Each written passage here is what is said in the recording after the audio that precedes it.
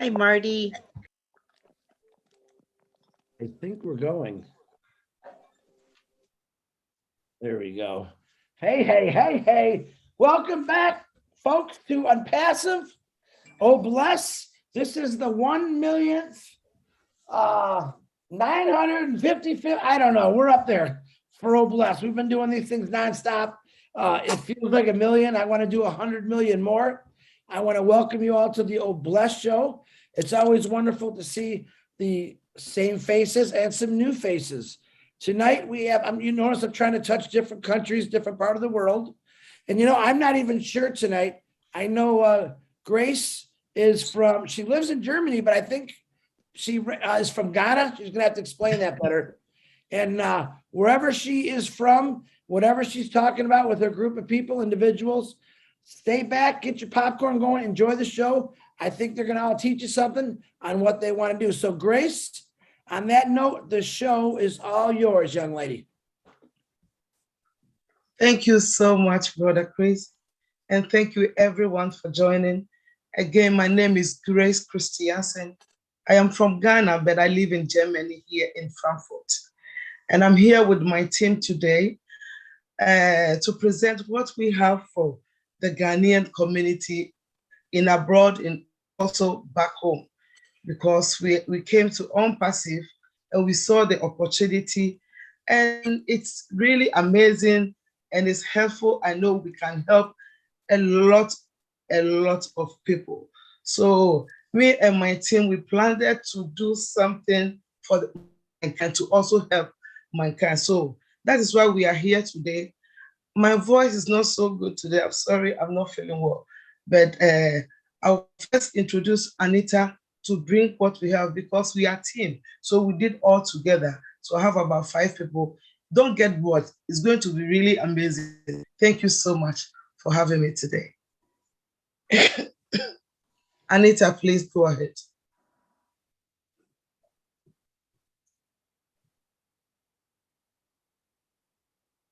Anita, unmute yourself, please.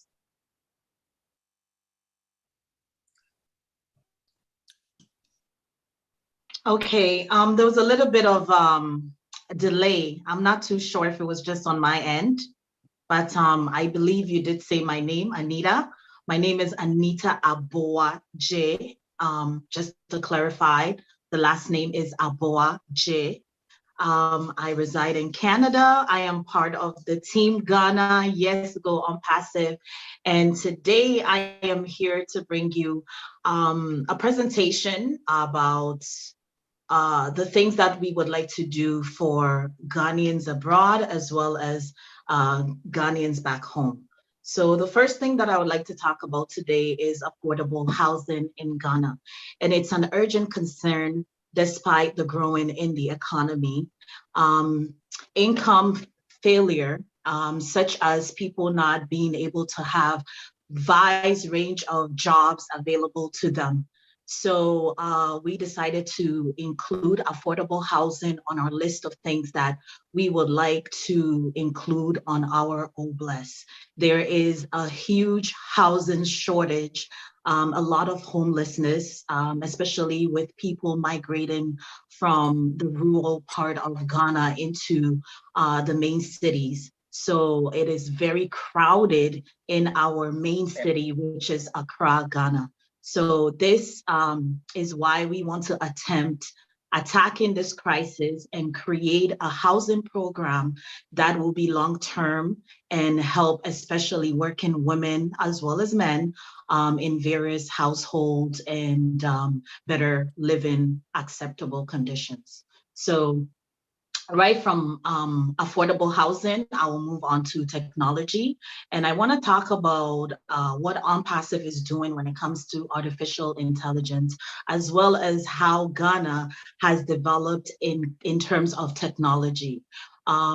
Technology has produced an increase in I'll say increase in income and wages in the past 10 years in Ghana. And we see that it is growing rapidly and development is also improving in those areas. Aside from that, the internet has created a very wide availability to people creating outside incomes for themselves, especially with YouTube and Facebook now available. So basically what I'm trying to say in a short form is it will be a big boom for Onpassive to be able to tap into the technology development in Ghana, because it is going to be the next big boom. So why not make ourselves one of the household names when it comes to technology in that part of Ghana? That is technology.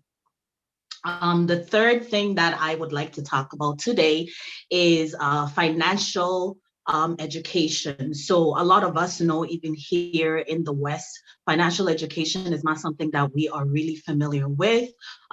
You hardly get to learn about finances, even with master's degrees and tons of university or whatever. You just never get to learn about your financial education. So we would like to tap into that and help teaching ways to manage our finances, sharing available resources to our peers and citizens, improving in the part of employment when it comes to financial aids and resources, and also help them write resumes to connect with various internships and different experiences in the workplace. Aside from that, we will also like to do small business startups. That is all part of the financial market, and help small businesses attain a business startup for themselves. And we believe that this will make life more manageable and more easier for various groups of people. I'm going to add rural Ghanaians face a lot of challenges when it comes to accessing quality education.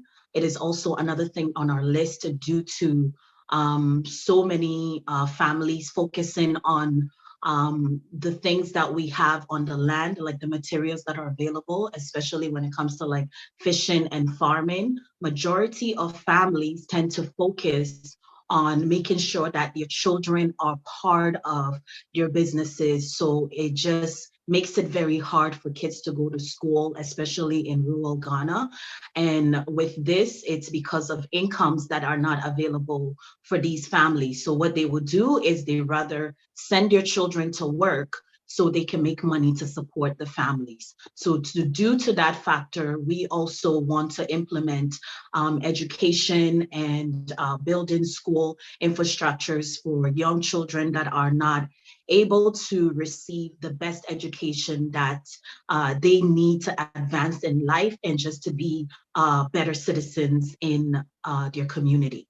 So we want to help in supporting education initiatives, as well as infrastructure that will include renovating various schools that are already been built, or helping classrooms and supporting teachers with basic foundations that will help them to be more knowledgeable to help these children and their futures. Aside from that, we want to give every child an opportunity to be able to just have that opportunity to say, you know what, at least I got a chance to be educated, and now it's up to me to take that to, you know, greater means or greater ends. So we believe that it's very, very important, especially education. And this is something that Bless Ghana will be able to help focus primarily in that area when it comes to schools for kids. So I'm going to pass the microphone over to the next person in line. I hope my presentation was clear. If you do have any questions for me, I will be more than happy to answer them after the presentation. Thank you. Wonderful, Anita. Go ahead. It's your show, Grace. You run it. All right. Balmina, please, can you unmute yourself? Thank you. My voice. Hi everyone. This is Wilhelmina. Hello. Hi, we can hear you. We can hear you. Please go ahead. Yeah. Hi, good evening, everyone. This is Wilhelmina. I'm from the US, and I am presenting myself to Oblast because as my sister already said, I am in with this oblast and Onpassive to present to you guys, everybody here, about drainage system. The drainage system in Ghana is very, very poor. It happens, it goes up and it comes back. In a way that when it's rain, we all know when it rains everywhere, sometimes it flooded. But our drainage system is not that good. So we will help out by giving us a good drainage system. So that at least when it rains, it will not flood too much to people's homes. People die from it and bring diseases also. At the same time, we are presenting ourselves to help Ghana bring a good. Can you guys hear me? I think I don't know. Hello? Yeah, we can hear you. Okay.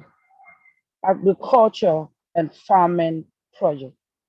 Agriculture, when it comes in terms of agriculture, we have a good soil, but planting and food agriculture problem is a little problem to Ghana because we don't have a good place to store the food. So we lose a lot of fresh food, go waste. So we are planning, if we all bless, help us go throughout. We are planning to help store good food for good people, especially with the health system, for the schools and everybody to get good food to eat. Especially when it comes to good food, when you do good food and you plant good food, the soil and everything is rich in Ghana to produce good food. That the place that we have to store it is a problem. So we want to tackle on that too.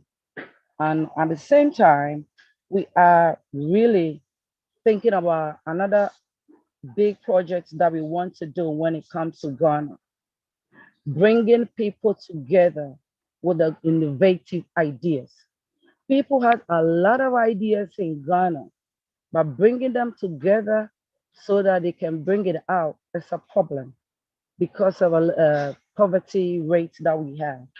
So when Oblast and Onpassive that we are in to join together, we know with that we can bring people together with innovative ideas. And it's not like it's going to be only in Ghana, it's going to bless the whole world too. Because if your people have a good ideas and education wise also comes in when you have a good ideas, you can bring it out and share it. You cannot keep it to yourself because Oblast is not keeping it to everybody to himself. That's why Onpassive is here. So we are going to bless everybody with a good ideas also, who have a good ideas to bring it on board and we bring it out. And our next one is to, okay, I already see where the story, yes, to improve our projects going on in Ghana. A lot of project goes on in Ghana that is not really improvement. So with Onpassive and Oblast, I know we're gonna bring it out for people to help people also to improve the ideas and the project that they have. This is what I have to offer. Any question if you ask, and I'll answer you later. Thank you.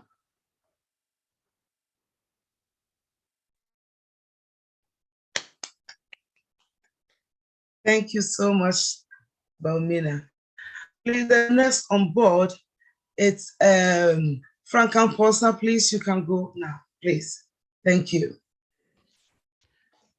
Thank you, Sister Grace, and thank you, everyone. It's wonderful being part of this community, especially the faces. I see everybody smiling. Who wouldn't want to be part of this community? This is more than a business. It's a family, the connection that we have. Well, back to Ghana. My name is Frank Amponsa. I'm a Ghanaian, but I live in New York City in the United States. My colleagues have already began talking about the things that we want to do for our community in Ghana back home. One of the main things, it's our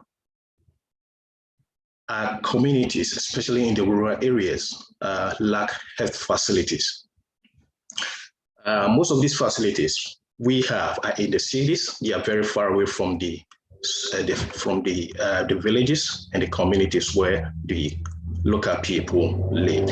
So one of the projects that we've taken on board is to build mobile health clinics in these communities. Just imagine a pregnant woman in labor having to walk or travel about 10 miles to the city, to the closest district for medical attention on an unmotorable road.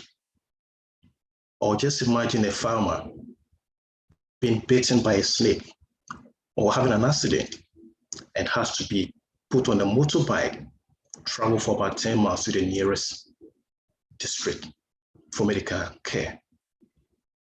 These are some of the things that we have back home in Ghana. And this is what we want to address, because Onpassive, through Obless, has given us the opportunity.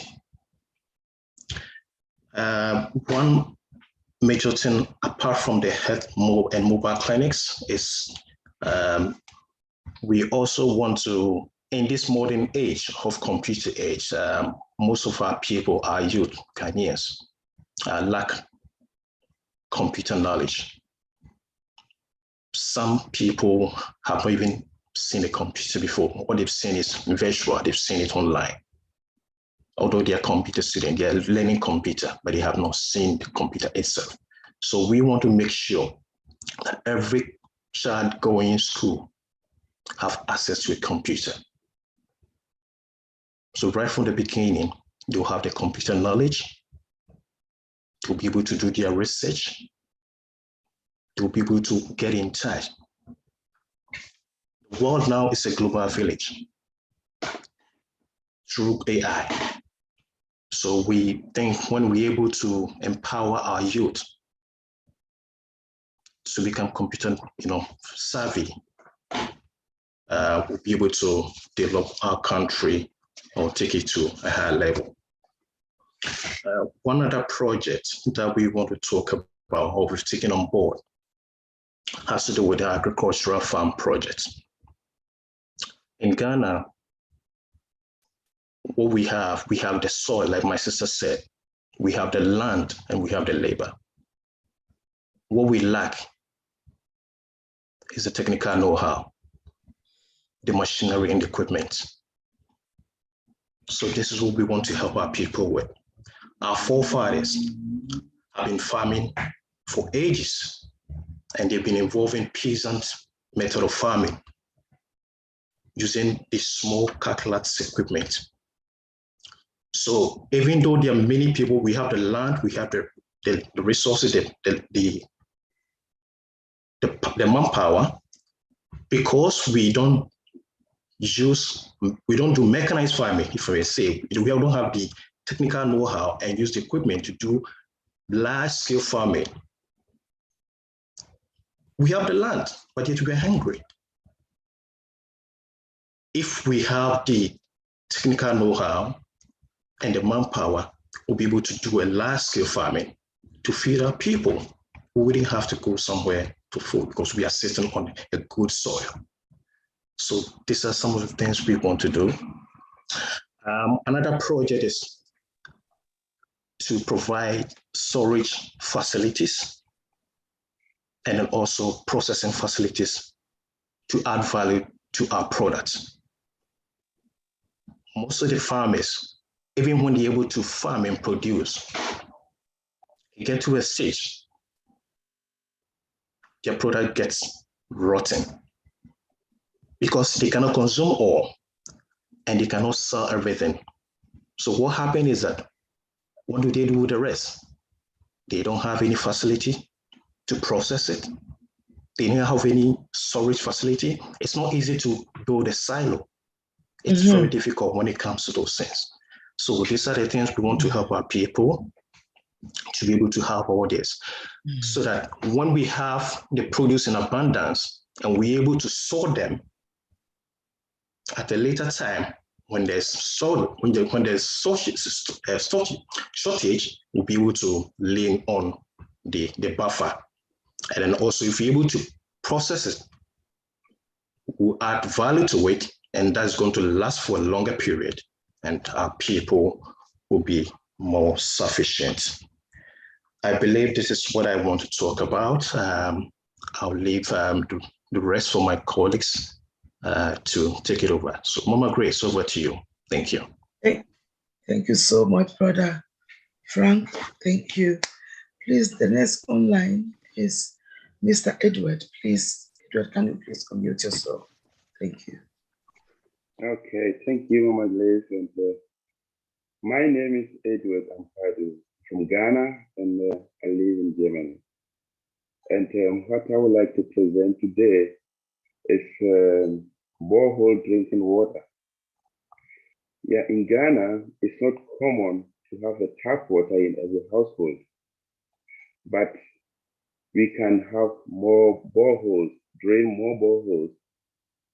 We can help the people there to have a good drinking water, because if the people have good drinking water, it saves life and it saves money. Why I'm saying that it's life, because when I was young, at the age of 18, I was back then in Ghana, a good friend of mine died, and it was through, he got a typhoid fever, and it was through bad drinking water. So when this guy, this friend of mine, had a good drinking water, he wouldn't have passed away. But due to that, he's no more with us to even enjoy Onpassive and the blessings that you're going to receive. And can also save money, because when you don't drink good water, you get sick, and the little money that the people have, we have to use that money to buy medicine. So we would like to help the people if it started. And I remember the first time I helped my mom, and also the second time with my mother-in-law, the areas where they were living, for them to have a borehole, to have a drinking water, those areas, those people around that area, they were so happy to have the water in there to drink. I personally grew up in the village, and to have the water to drink, you have to wake up early in the morning to walk, let's say, sometimes during the dry season, you have to walk 2 miles or even more to fetch water for the family. Why?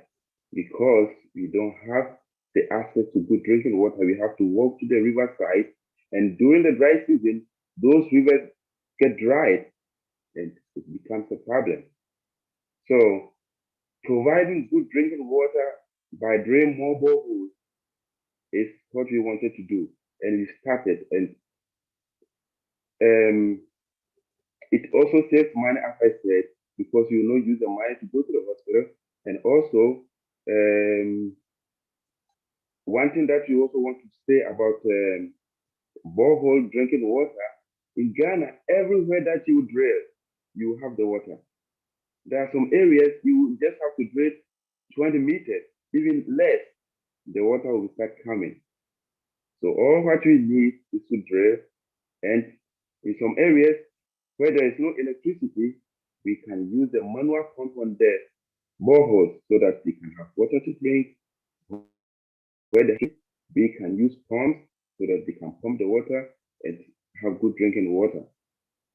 And also, secondly, what I would like to talk about is electricity or solar or any technology that will be helpful and less costly for the people back home.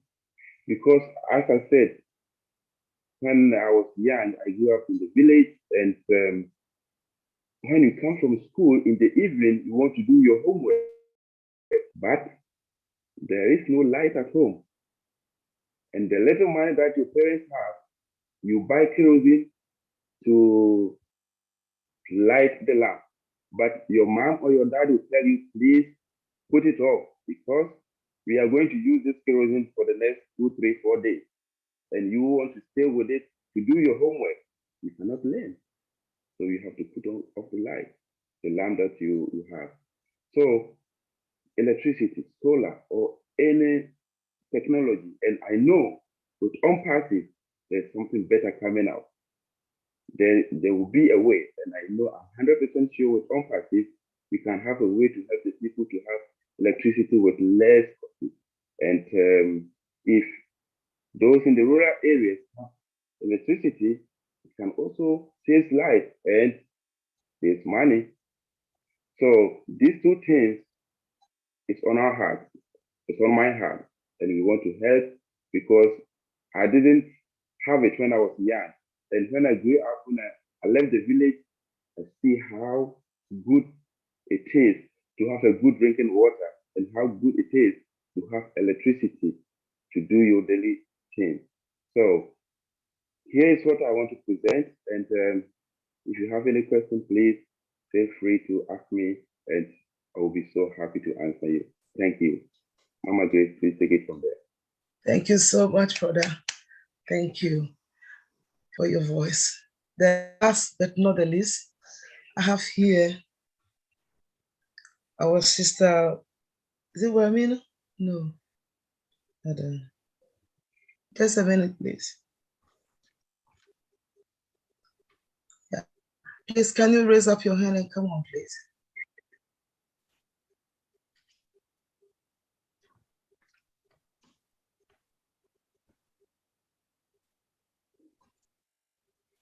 Is it Georgina?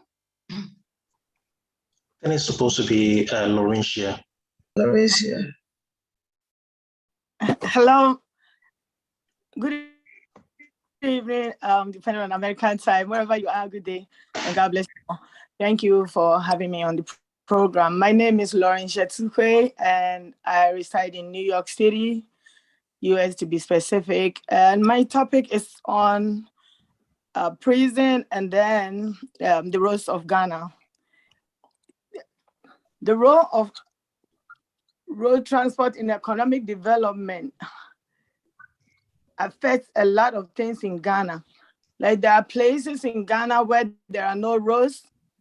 The roads have, those that have roads too, the roads are very bad, and it's so hard for everybody to be able to move from one place to another. I remember when I was pregnant with my first child, I was going to the hospital and the car had to break down on the road. It was so difficult for me. So from that time, I started developing interest in the roads in Ghana, thinking of how I would be able to help. So when I heard about Onpassive, the very thing that gingered me or encouraged me to be part of it was the Old Bless, which helps to help the poor and needy and to eradicate so many things in the society. So I thought about the roads. Like, let's say a place from here to Maryland will take you about 3 to 4 hours. But in Ghana, it can take you like 16 hours. There was a time even when there was a car traveling from Accra to Kumasi, and on the road, it had rained that day. It was still raining by then. A friend had called me to say something to me. Immediately, he stopped to talk to me. The bridge in front of him collapsed. This was a scary situation. So I think the roads in Ghana needs to be developed to prevent accidents, and then to help the farmers to be able to transport their goods from the rural areas from the villages to the rural areas, so that they can also be making money. Like my brothers and sisters said in their earlier messages, we realize that the farmers produce, but their products are not able to get to the right people for them to make money. So at the end of the day, the loans that they collect from the banks and other places becomes wasted. They are not able to repay their money due to the lack of transportation from one place to another. So if all bless come like happen to be launched, my prayer is that we will think about the roads in Ghana to help the rural area and the villages to be able to send their stuff to the cities in order for them also to make a little money out of it. And then secondly, I realized that even when people have to go to work and the roads are not good, it takes longer time for them to be able to move from their houses to the job places in order to be efficient. Sometimes the stress of being on the roadside, the road being bad, making the car slow and other things makes it hard for them to get to their destinations on time. So these are some of the things that I really want us to look into. And then looking at development, whenever the roads are bad, it affects development also. There are places that the cars cannot go and come back in the same day, because when one car leaves, because of the bad road, another car can come to the village or something. So it has to take like 24 hours before another car can move. And these are some of the things that affect the people of Ghana. So it's my prayer that the board will look into it and then be supportive when it comes to developing the streets of Ghana. And then when it comes to like, give me 1 minute. When it comes to like the infrastructure situation, improving physical accessibility and all other things are also a problem. This transportation system prevents the enhancement of mobility, and it doesn't improve any welfare. But once the roads are developed, there will be improvement in welfare, there will be improvement in mobility, and there will be improvement in development, and production will also increase. And then I want to talk about the prison system also. The prison system in Ghana is so bad, it's so terrible. Some people are in prison not because of what they did. Some have been accused of wrong stuff, but they are in the prison. But this situation whereby they put all of them together and then punish them in a way that tortures them and then give them mental problems because of the way they are packed in one room. Like in one single room, you can have like thousands of people sleeping. Like you can't even turn, you cannot move, you cannot do anything. They use the bathroom in the place where they sleep. They eat where they sleep. They do everything at where they sleep.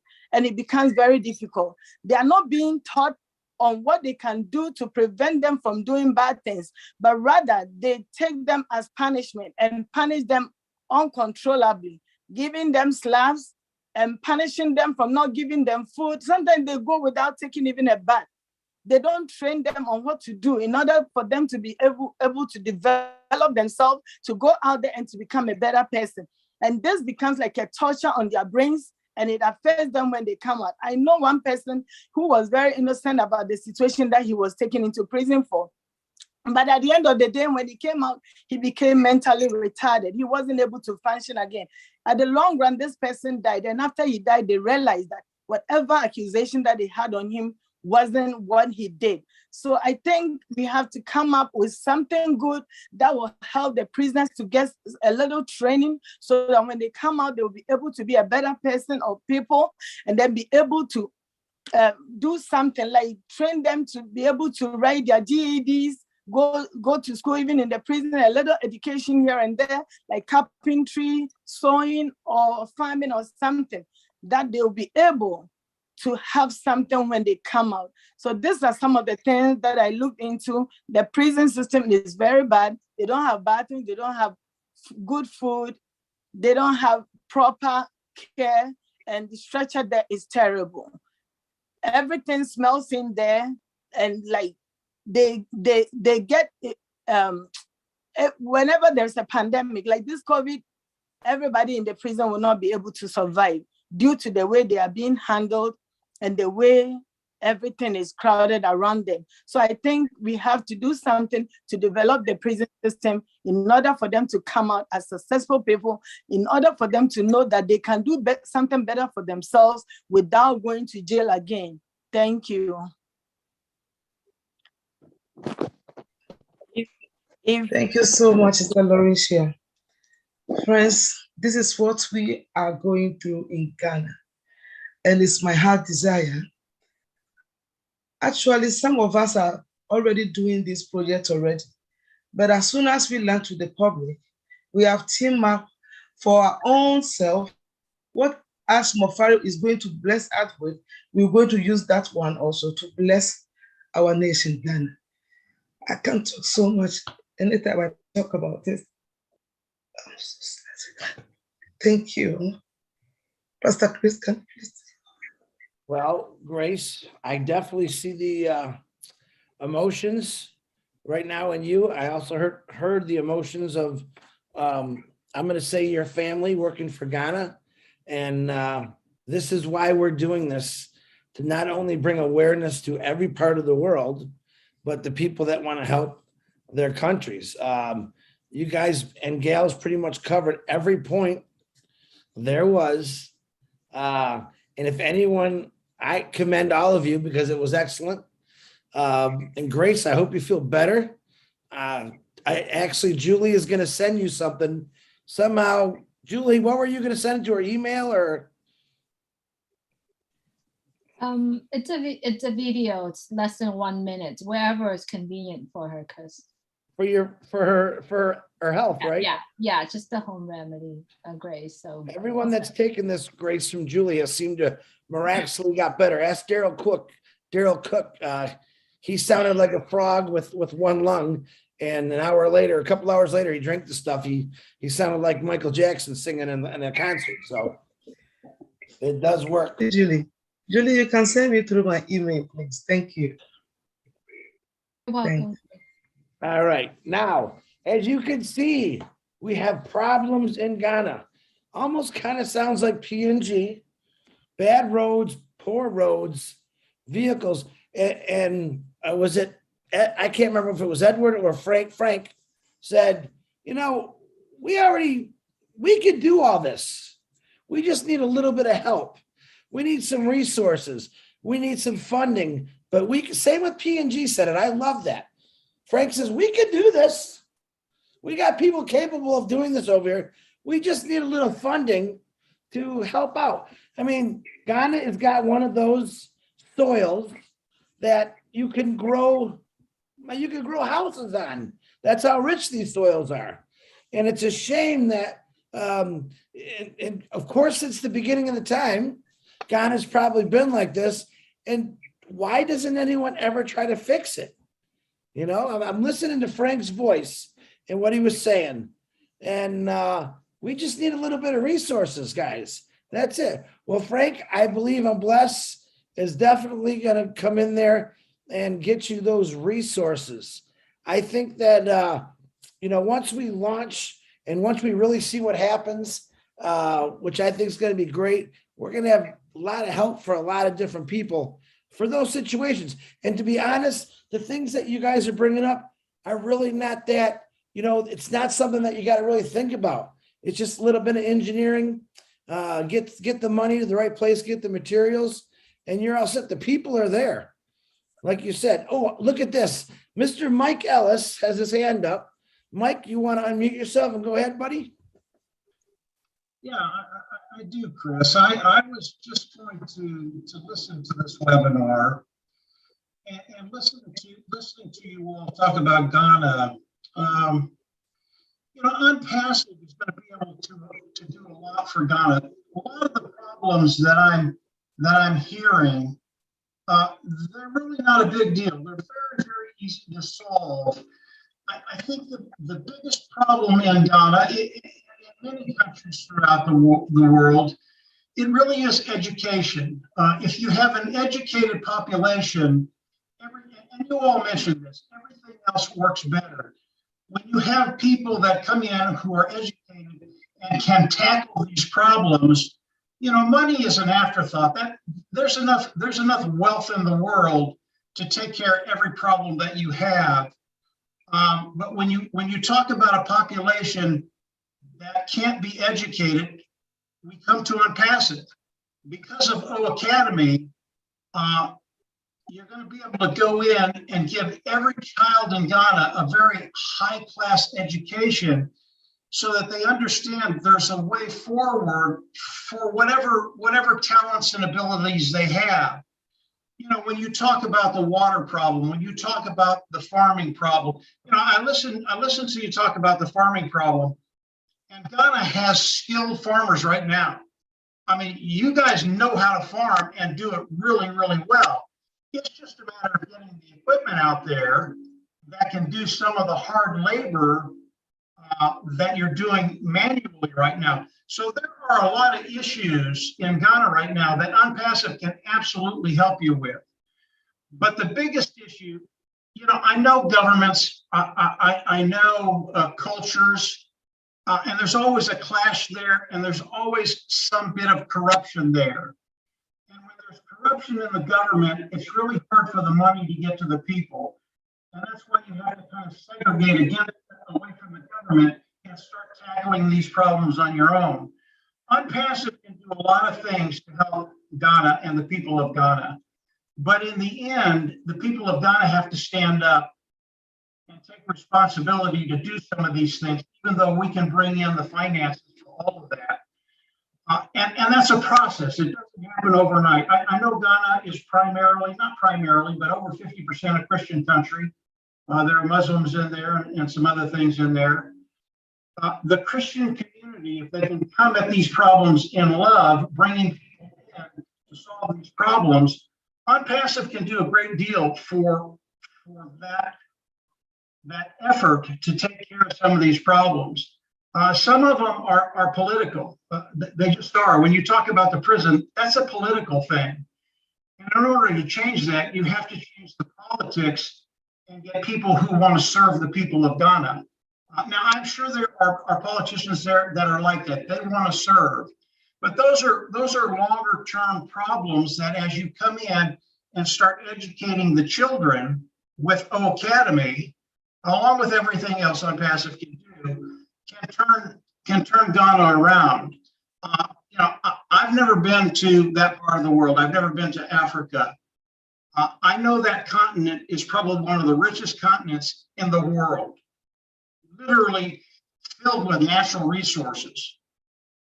And yet, it just hasn't happened yet. I think Onpassive can get us moving in the right direction to not only help Ghana, but to help, like Chris said, a lot of other countries that have some of the similar problems, and get them on the right direction, bring in resources that they can use. But it's Ghanaians that have to use this money in the right way. Yeah, we can bring in consultants. Yeah, we can bring in people that can drill wells. Yeah, we can bring in people that can build roads. But it's so much better if Ghanaians can do that for themselves. And you can. I already know that. People around the world are so smart, and when you give them the resources to start taking care of some of these problems, they get taken care of very, very quickly. I listened to the gentleman that talked about wells that are 60 feet deep or so, 20 meters deep, 60 foot. That's a piece of cake, guys. It's an absolute piece of cake. I've been doing that my whole life. I know what it takes to drill a well. It's nothing. You're going to do that in about 3 hours. It's just having the equipment and then having someone in Ghana who can operate that equipment and go from village to village to village, from town to town to town, wherever you need to go. Taking care of the water problem, it's a piece of cake. Absolutely is. And again, with Onpassive, those resources can be put into Ghana to take care of that by Ghanaians. I hope I said that right, guys. I don't know if I'm saying that right or not. But yeah, a lot of the problems that you have can be taken care of very, very quickly. It's just not a problem with the resources.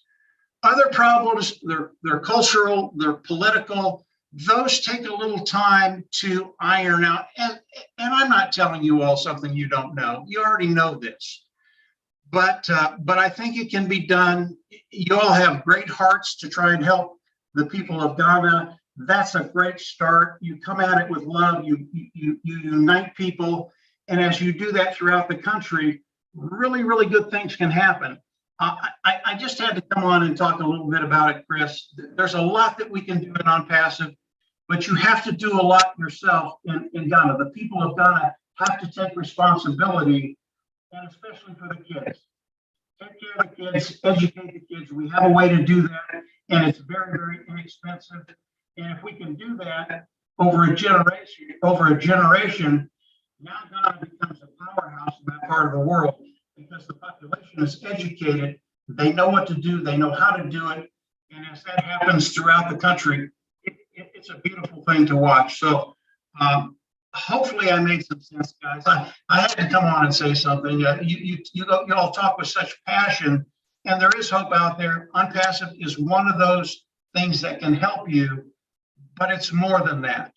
It's more than that. It really is uniting people, bringing them together, and starting to move in the same direction. So well, it probably didn't help today, but Onpassive in the future will put together resources. That's not a problem for Onpassive, believe me.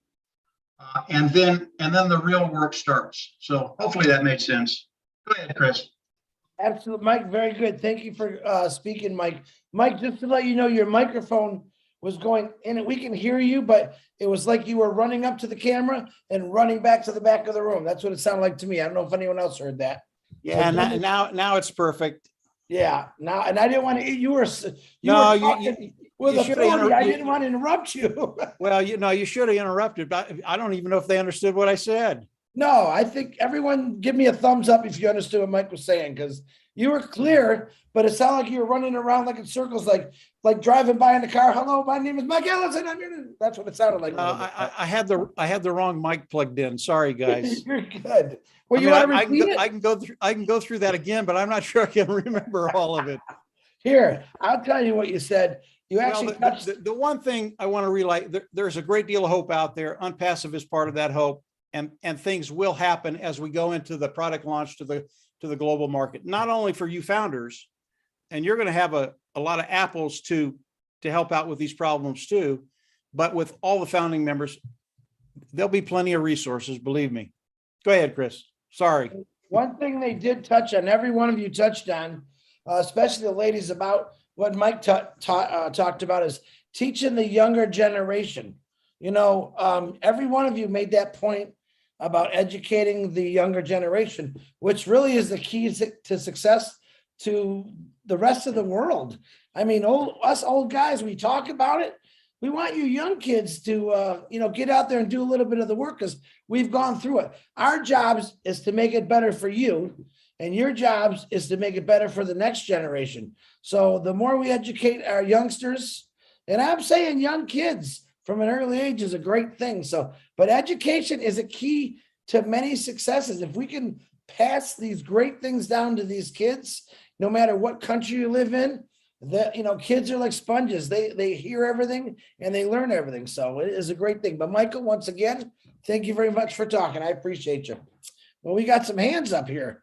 All right, Miss Julie Wen, go ahead and unmute yourself. Hi, hello everyone. Sorry, Chris, I did not notice I put my hand up, but I'm gonna say it, that our CEO, Mr. Ash Mufarad, has created Onpassive, I believe, for the younger generations, for the future. So I believe education is something that is the core of the next generations. I'm so glad that all of our friends from Ghana, from all over the world, that talk about Ghana, and we appreciate that you are bringing the awareness to all of us about how we are dealing, how people are dealing with around the world. I believe if we are completely 100% plugging into Onpassive, as you are passionate about the charities work that you are planning to do, focusing on what Onpassive is creating will eventually making the biggest impact on what you are doing. I believe, I mean, all of us know that when Onpassive launches the world, the values that we are creating, money is no longer a subject. It's how many people that we are all influenced to take part of your projects, to take part of what you are doing. I believe highly that Onpassive, the Academy, all of the products will help with all the projects that we are putting it out. It is now time for us to focusing on bringing that awareness. And thank you, Chris, for bringing all the guests, that bringing up awareness, not only in the US, not only in Europe, but everywhere around the world. But speaking in terms of that will help us, all of us, aware of some of the projects and some of the issues that are happening around the world. And once Onpassive launch, I believe the people in Onpassive will make the biggest impact around the world. And so let's just do this together. I mean, the people from Ghana will be able to help. And the people that coming from Ghana, or myself, coming from Vietnam will go back and help our own country, as well as what Mike just said. And I believe everything that if we are focusing on what Onpassive is offering in terms of values of products, of, not only Ghana, it's going to be Africa, it's going to be the entire Papua New Guinea. We are all getting together to bring that awareness and to be able to influence people that are listening. So beautiful work. All my friends here from Ghana and around the world that getting together. Awesome work, Chris. Thank you for doing this every week. That's all I have, Chris. Thank you very much, Julie Wen. Great words. Even though you didn't have your hand up, you handed up, you said some pretty good stuff there. Really, that's what it's about, guys. Taking it to your home country. A lot of us live in the States or Canada. A lot of us have family that live in Ghana, Papua New Guinea, Vietnam, parts of Africa, all over the world that have struggled since the beginning of time. Right now, it is up to us. When Onpassive flies, all right, so are we. We're going to fly to all these countries, literally. So the 6 or 7 people that talked tonight about Ghana, that is a huge start and part of what you're going to do over there. So don't forget that. Okay, Tim Dillon, kindly unmute yourself, please. Hello, Chris. Hi, buddy. Hey, you got my text, I'm sure. I sent it to you in the chat. But anyway, I have a very dear friend who is actually from Ghana, and she's told me about things that happen there. And hearing these people confirms what she told me. And Mike, you are dead on. It's going to happen for those people. But I think Obless is going to be a great help to them getting machinery, getting those kind of things that are not financially accessible right now. As they get those, they have very skilled people who can operate and make those roads better. They can farm the land. And hey, come on. We're in the US. We grow the most food in the world. We know how to farm. We can put that on Academy and we can teach them how to farm and how to do it in a way that protects the soil they have. I think it's wonderful. Oh my goodness. It is such a beautiful thing that could happen across the globe with this information, because as we've said before, you can give someone a fish, but if you teach them, they can have a fish every day. I guess that's about it. Very good. It's a wonderful family to be in. Tim, very good. I did not see your text in the chat or on my phone, so I'm not sure where you sent it, buddy. Well, I put it right here on the chat. All right, I'll keep digging. I'll find it. Thank you, Tim. Appreciate your words, brother. Hey.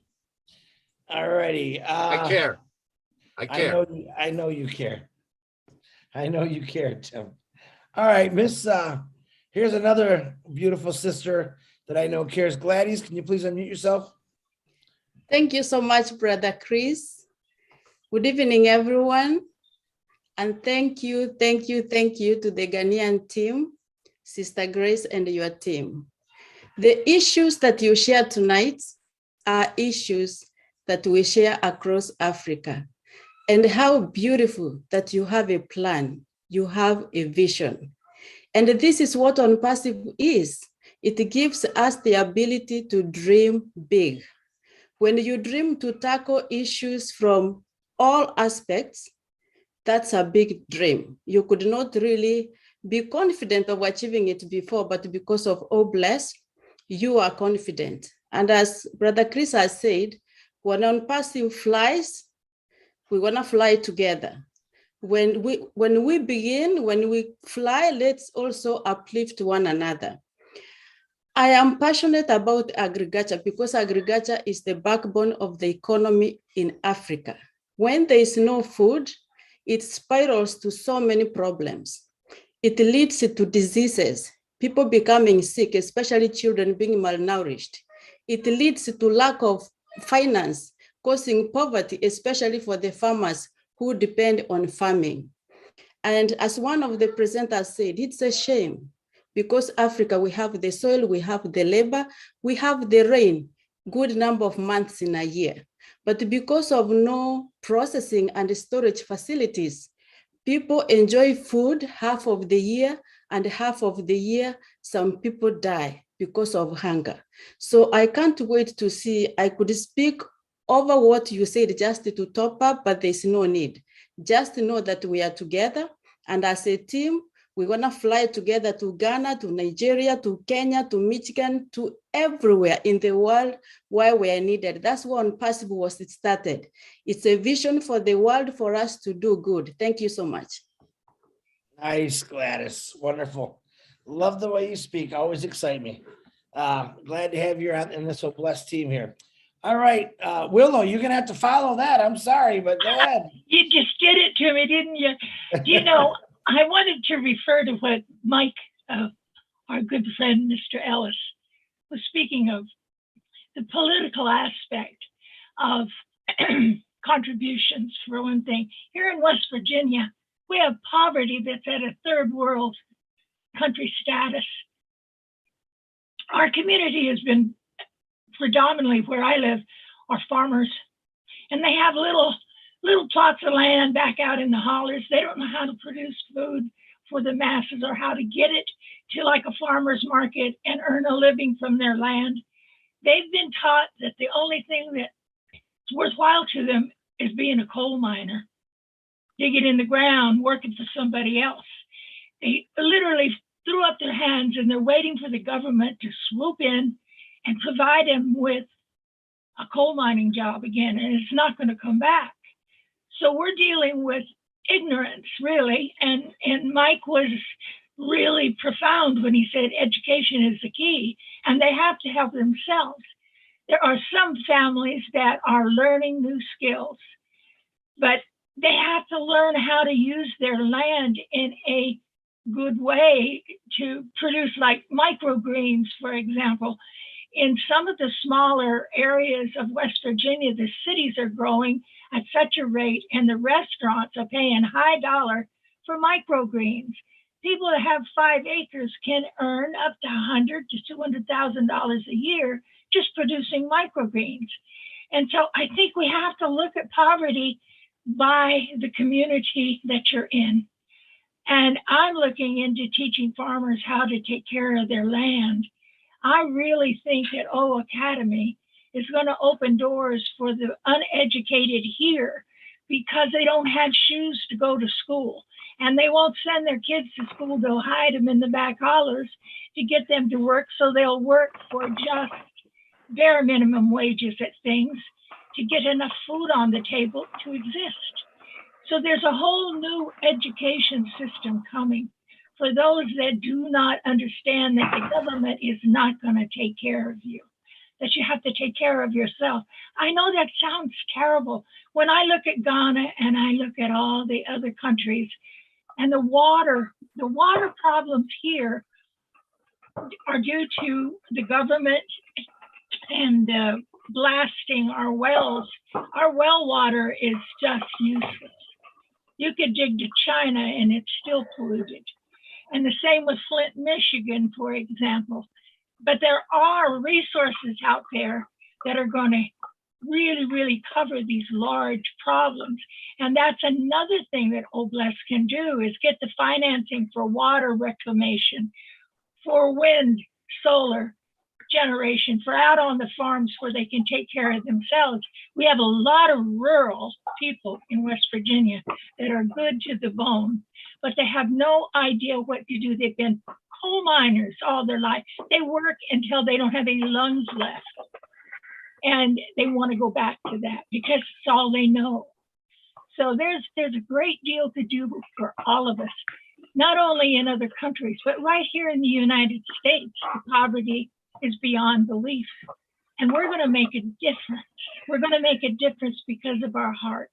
Every one of us on Onpassive are motivated to help anybody. I hear Marty say, I'm going to go and help my neighbor. And, you know, just that thought alone, when we bring Old Blessed to those families, like I work with battered women in battered women shelters, and they have children in those shelters that can't even leave to go to school. So we can provide things like that for people instantaneously. We can create projects to help those kind of things. But the big problems that people have, like in Ghana and in some of the other countries, are things we all collectively have to work to help with. I don't think it can come from just internally the Ghanaian people themselves. I think they'll do it if they're given the support and supplies. I'm not indicating that Ghanaians can't do it. I'm saying they haven't been given the resources. But I think we have to look within our communities. Each and every one of us need to scope out where we can make a difference in our communities. I'm a farmer. I want to help farmers. I want to help them reclaim their land. They say, well, what can Old Blessed do for the farmers? Listen, we hire people to do our farming for us. We don't all go out there and dig in the dirt. We hire people. We have to hire. We employ people. Everything that Odesk provides for people that have large businesses will work for the farmers. And so there, you know, it's not just Old Blessed. It is all of the products that Ash has developed. It's going to change the world. It's going to change my world, I know. And I hope Julie isn't right. He didn't just do it for the young people.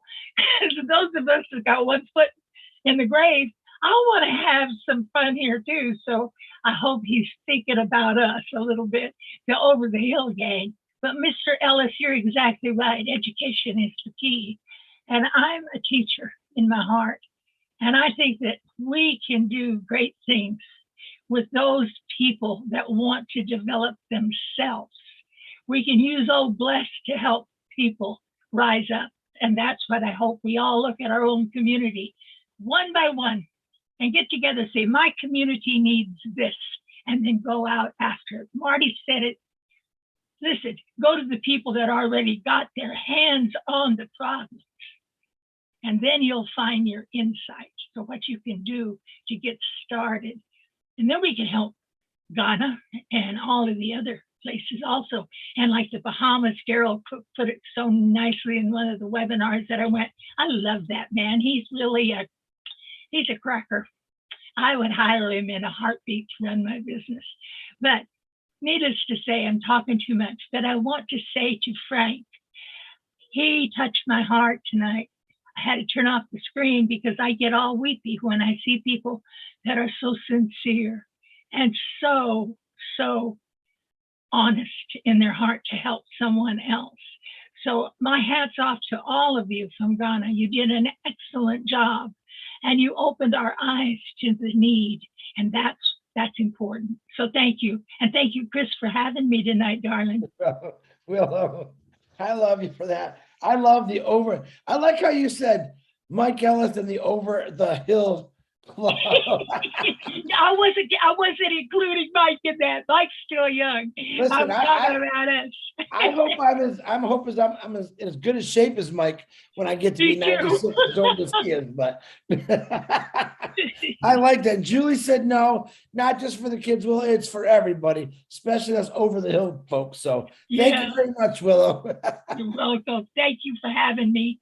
You honor me. But Willow, isn't it amazing? I mean, Mike Ellis, 96 years old, he looks really good, doesn't he? He's looking pretty damn good for his age, isn't he?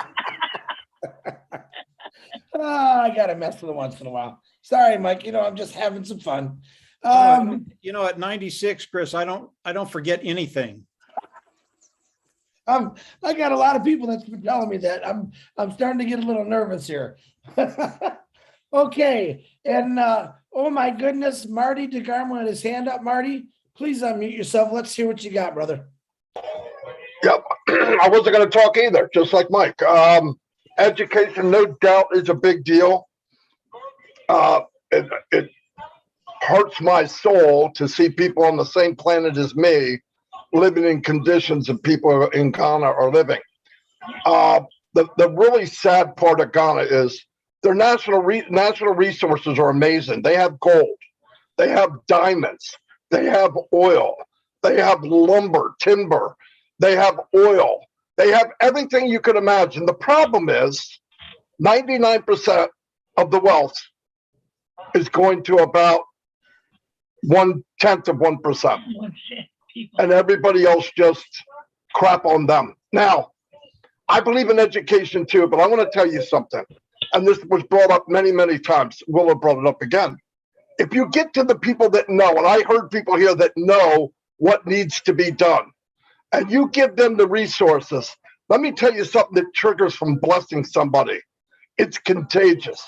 And that little boy and that little girl in Ghana, when they look over and they see all these people working and things are getting better, and they see a blessing, they'll never, ever forget it. Ever. No matter what happens, they'll never, ever forget. And it's contagious. And there's a good chance as they get older, they'll do the same. With education, if you can get in and feed the people and give them water, we can work on everything else. Big problem in Ghana right now is migration. All the big industrial countries are pushing everybody to a poor country. They're getting overwhelmed by people migrating there that have nothing.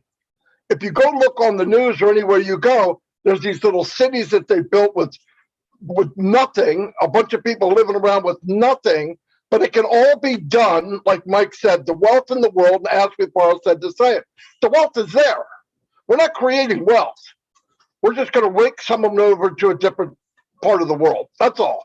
And if you get it in the right hands, these people that talk tonight, they can aim it at where it needs to go. And let me tell you something, education also changes. In the long term, education will change who's running your country. I'm going to give you an example. 5-10 years ago, Gaddafi was the ruler of Libya. Because of education and internet and people getting educated on what ways, the way things should be, he's no longer on this planet. And it had to do with education. It has to do with what people can know and will know. But feed them, give them water, get the money in the right hands. You don't need to reinvent the wheel. There's people right now working everywhere in this world with nothing, spending 99% of their life helping others. You hand them the resources and they will blow things up. They will make a big impact in this world. And then get them in an education they can afford, because they'll be able to, and get them they start learning that it should not be this way. People expect it when you're born that way, you're raised that way, and you're in this hell year after year after year after year. They don't know any different. But education can take them out of that thought. But how that starts, give them water, give them food, bless them, and they will feel that blessing. And trust me, the blessing will go amongst everybody on the planet as strong as anything else in the world. Trust me, as strong as anything else in the world. And they'll never forget it. But it's a beautiful country. They have some of the most beautiful beaches in the world in Ghana. But what do we see on the news? Sadness, people suffering. And listen, the wealth is there. Onpassive is a rake. We're going to rake the wealth from other parts and rake it over into Ghana and give it to the people that understand what to do with it. If you give it to them, it will be done. And once you get moving, now you're changing the education. You're changing the way of thought. I don't deserve to be treated this way.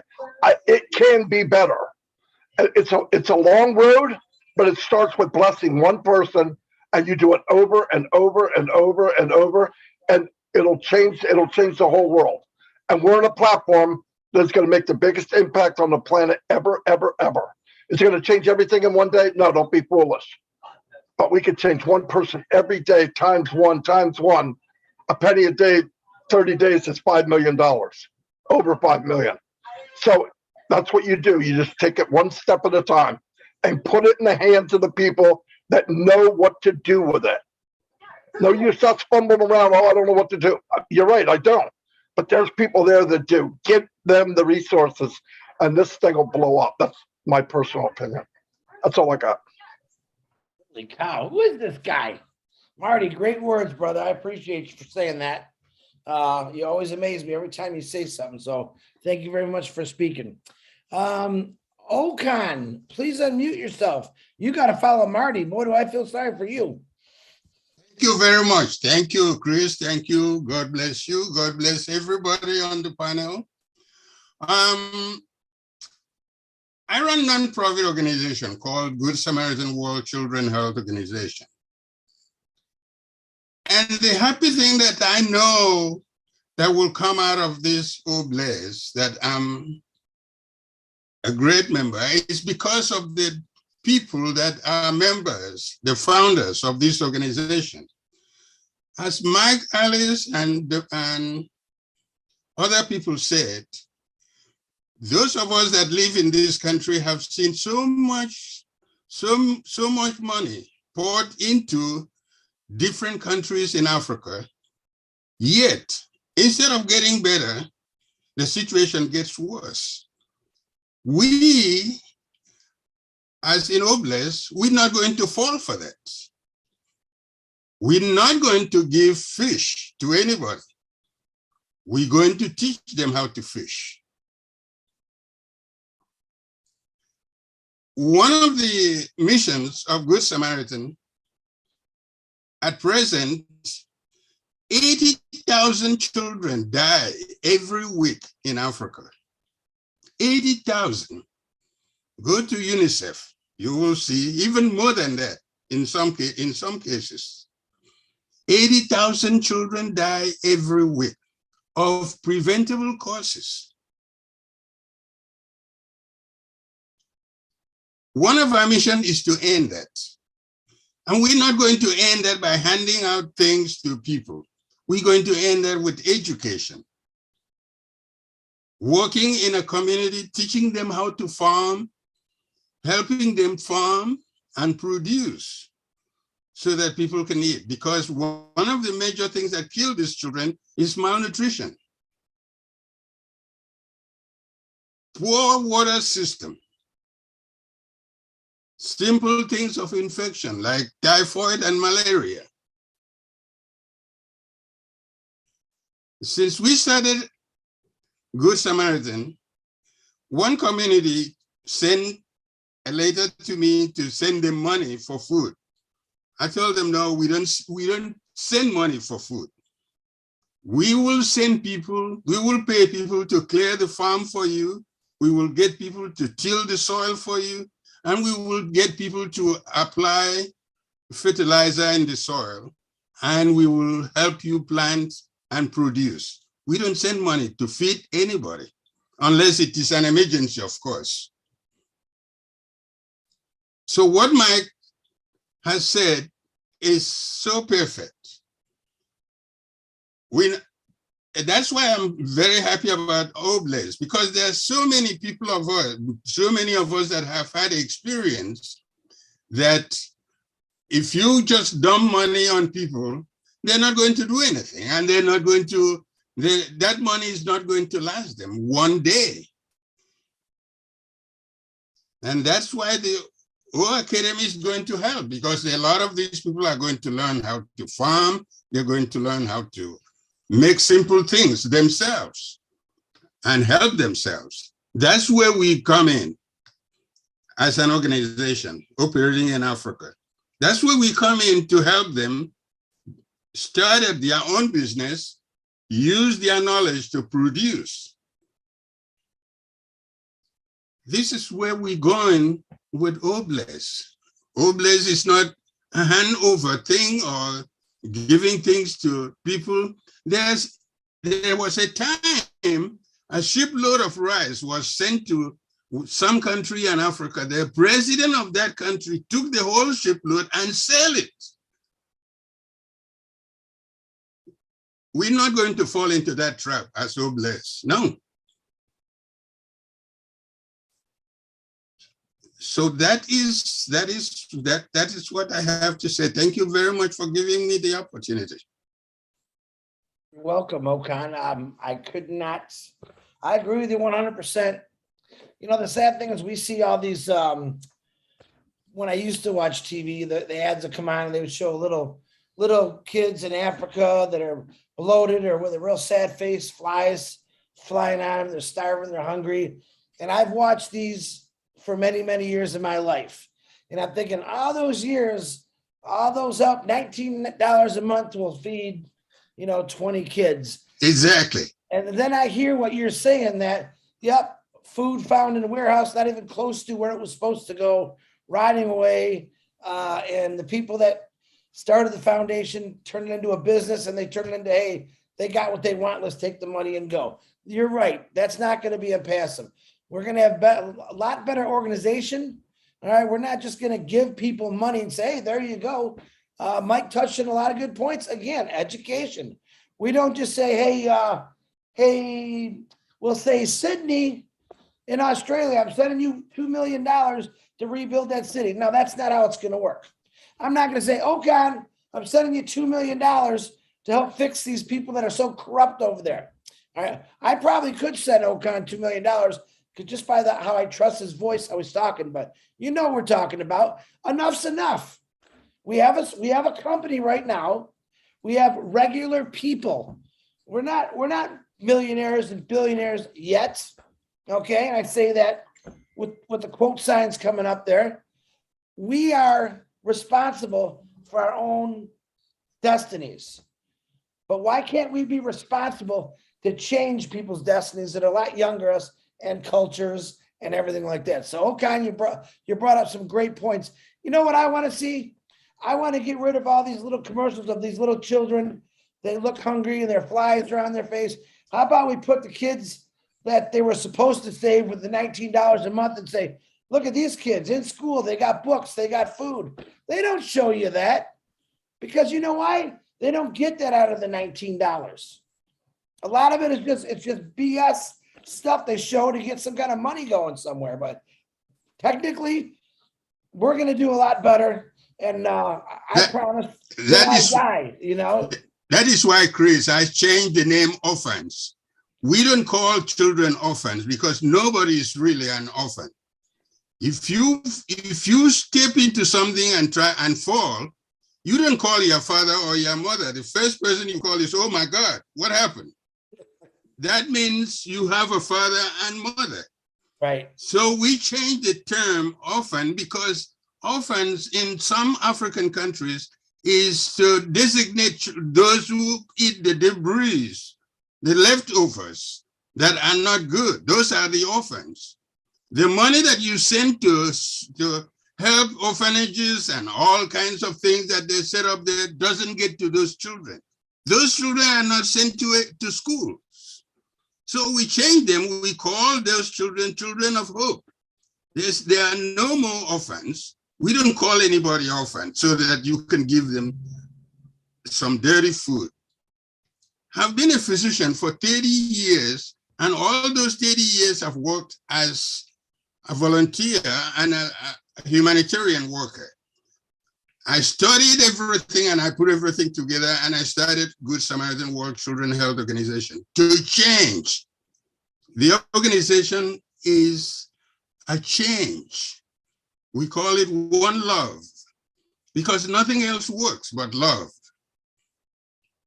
There is enough food on this earth for everybody, but some people take all the food and they don't give anybody because they don't have the love to share with anybody else. Absolutely, Okan. So, Okan, I appreciate your words. Okay, guys, we got about 12 hands up and we got about a half hour to go. So I'll try not to talk as much and let's get y'all in. I want to make sure everyone gets heard today. Dr. Benny, please unmute yourself, my queen. Thank you so much, Brother Chris, for giving me this opportunity. Good evening, good morning, good afternoon to my brothers and sisters here. I want to take this special moment to thank all our Ghanaians, excellent thoughts, excellent presenters, because of what you guys have noticed, what has happened or what is happening in Ghana. To tell you the truth, it is happening all over the globe, especially in Africa. And what I have noticed is that the president controls everything in all over the globe. I'm talking about Africa. So my question is this: with all the projects that I have noticed that Ghanaians have, I'm wondering why nothing is changing with all the projects. Now, what I noticed about, or what I heard about education, as everyone knows that it is very important, especially for our children. Education is the key to success. Without education, to me, I am nothing. To be good is not good enough. You have to exceed expectation. So these children, they will need this education. They will need the school, right? They will need food, water, and everything. So do you think that, Obless, we do understand that because of our CEO, we have Obless, we have Academy.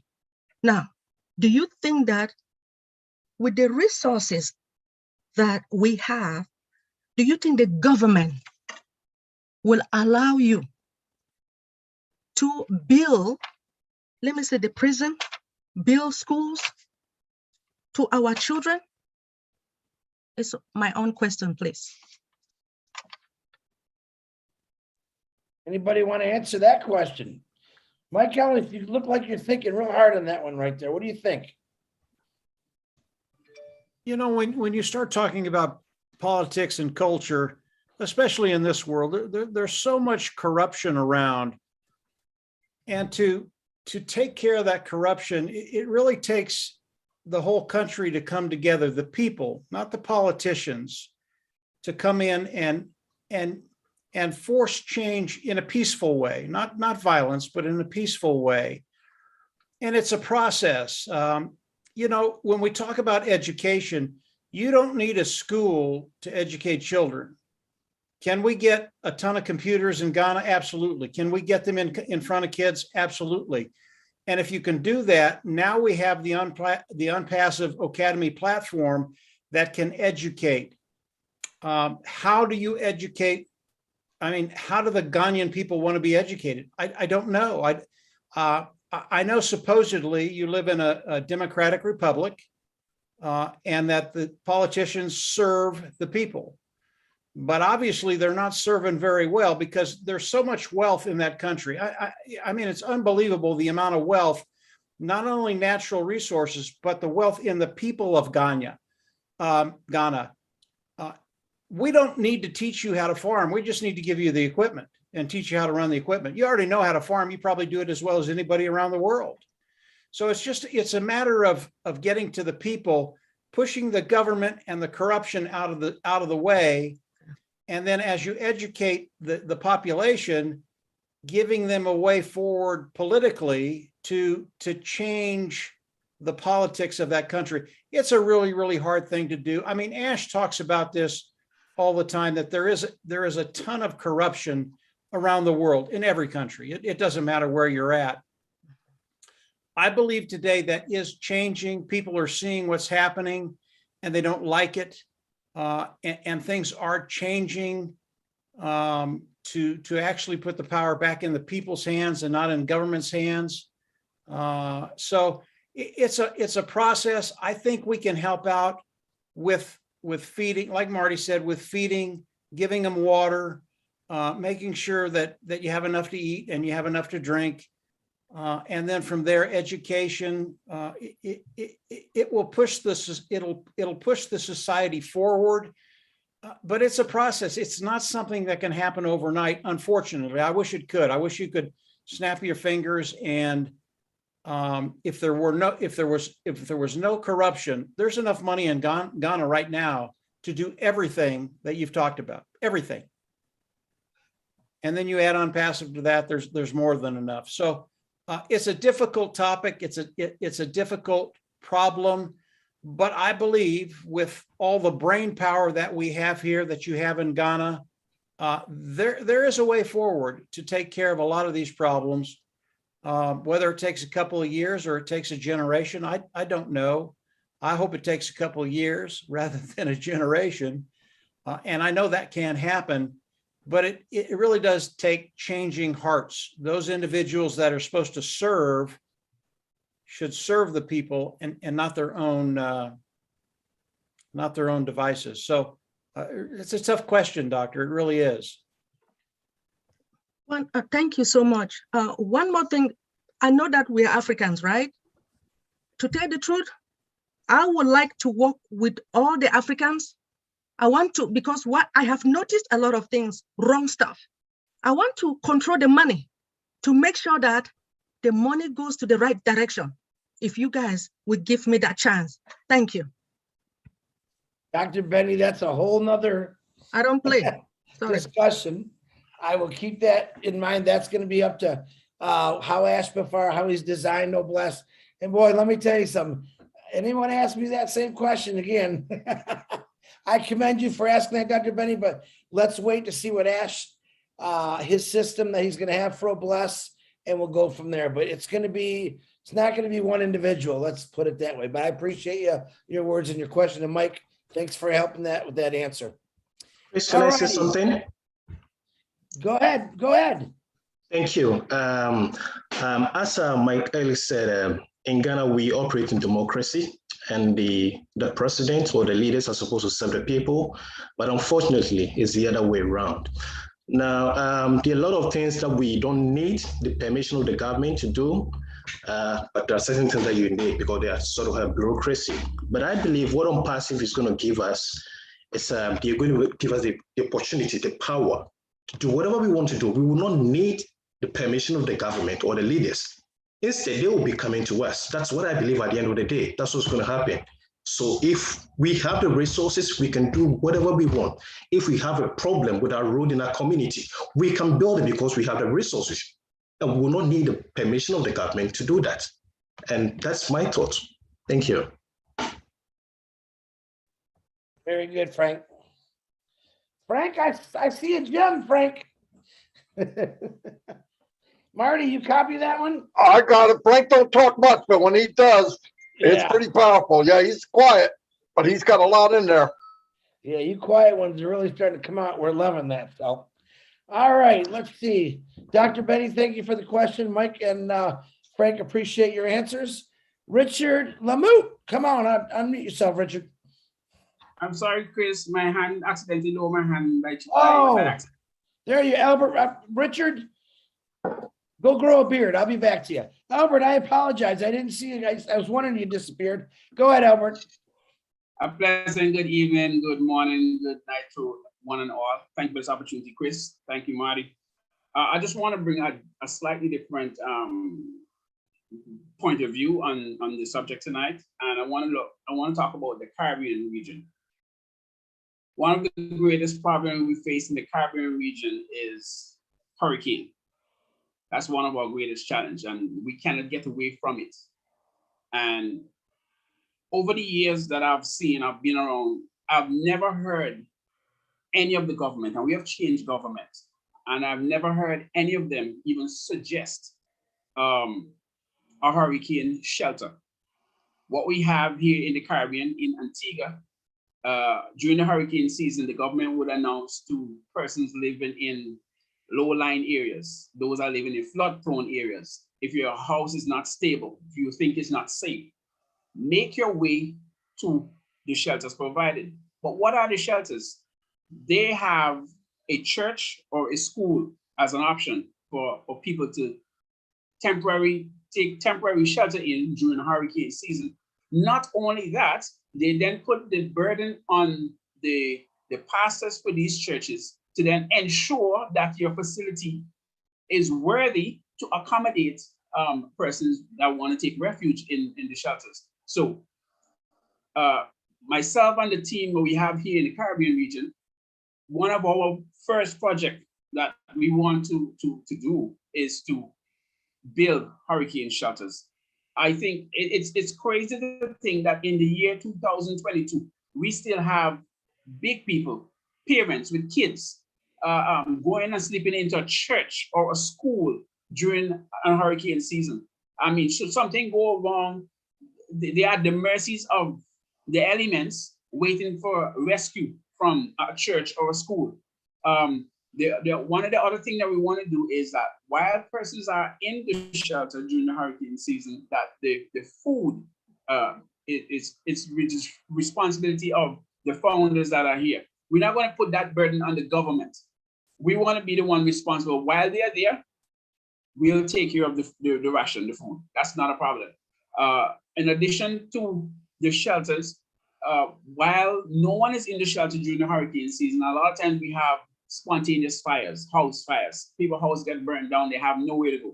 The shelters, once again, can come in as a temporary refuge for these persons who are being displaced by a fire until we can get them, back on their feet and organized to go back out into the community. Differently from that, then one of the other things that we want to look at is the hospitals. Now, the islands don't have, a large amount of hospitals like, in the US or the UK. And a lot of times it's limited, one, for space, limited with resources that they may have, stationaries. So these are some of the things that we intend to look at, to give to the hospital a constant supply of stationaries, whatever it is, because they're always running out of this. They don't have that, and it's not right. It's not fair to have patients in the hospital and they cannot get a particular item because the hospital doesn't have it, and for whatever reason, maybe coming from the government. So apart from the hospital, then we give the hospital excess so that they then feed the clinics, because the hospital is responsible, I guess, for the distribution of the resources that they have to the clinics in the nearby villages that we have. So give the hospital enough with the effort that they will share it with the clinics. If that doesn't work that way, then we then go to each clinic and find out what they need and then supply whatever that they need for the clinics to function properly. So there are other major problems that we have, but this is just one that I want to zero in on. And I would just like to ask all the other folks in the Caribbean region who feel the same way that we do here in Antigua and want to join forces with us, feel free to reach out to me or anyone that you may know. So Hey, that Albert. Hey, Albert. Can you hear me? Yes, Chris. Oh, Albert, we were supposed to talk about this next Tuesday, but you brought it up now, and Janet Butler's texting me right now. They actually have something, they have this already happened in place, and she would like to know if you would join her with it. And next Tuesday, actually, it's not going to be next Tuesday, maybe. I'm actually having surgery next Tuesday. I have a hernia I'm getting fixed. So that might get postponed, depending how I feel that day. But she, I asked her if she wants to talk about it, join you in there and what they're doing. You guys can get connected and we could talk about this next Tuesday or the following Tuesday after that. Or you guys can do it and I can watch from my hospital bed and watch what's happening. So you get with Janet Butler. She'll get a hold of you. Okay, Albert? All right, man. Appreciate it. Thanks. All right. You're welcome. Thank you. Okay. Richard, my face is smooth as a baby's rear end. Go ahead, buddy. I'm sorry. I love all you beautiful men, women, and children of the world from the bottom of my heart. Mike, you're right. And again, as you notice, I got off a few times because of tears again. Chris, you keep on bringing people that are making me cry. I've seen poverty. I've seen poverty here in Canada. I've seen it in the US. But Ghana, Africa, PNG, hi Nancy, nice to see you. PNG's in the house. It's sad. It's really sad. Number one, what OBLES has to do is make sure that the people that we want to help are educated on the equipment or whatever is needed to do the job. So Academy comes into there. We supply them the equipment, the seeds, whatever, and then they themselves, and I bet you that all the teenagers in those countries would be very happy to learn how to drill wells and, you know, same with the food. They were saying the food gets spoiled because of lack of transportation. Well, geez, there we go. We supply the transportation. They supply their manpower. They make sure that it gets to the people. So OBLES really is going to be there to give to the people the power of taking care of each other. Forget the governments. They're corrupt. They're gone. We're the correction to that corruption. So we got to make sure that it gets into the hands of the proper people. Like one was saying, I've seen a whole ship being sent to a country, and as you said, the government turned around and sold it instead of giving it to their people. And this is food and everything that we sent with our money over there. We've had Haiti, for example, $36 billion was given to Haiti. Where did it go? I'm not going to say the word, but it went in politics pockets, politicians' pockets. And Haiti is the same way as before that $36 billion was given to them by the world. So we, as Onpassive, have to make sure that if we do have 30 million or 40 million, that it gets in the proper hands, so that the people that need it are the ones that receive it, and they're the ones that can help one another to bring society to what it's supposed to be. We are the correction to that corruption. Thank you very much. I love all of you. Big kiss and big hug to all of you. Thank you for listening to me.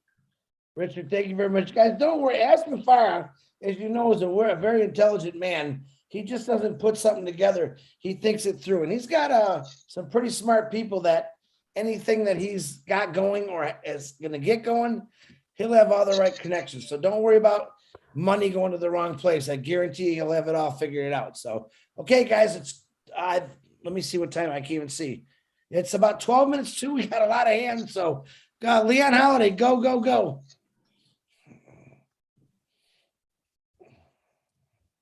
Leon, you there? Yeah, I'm here. All right, go ahead, buddy.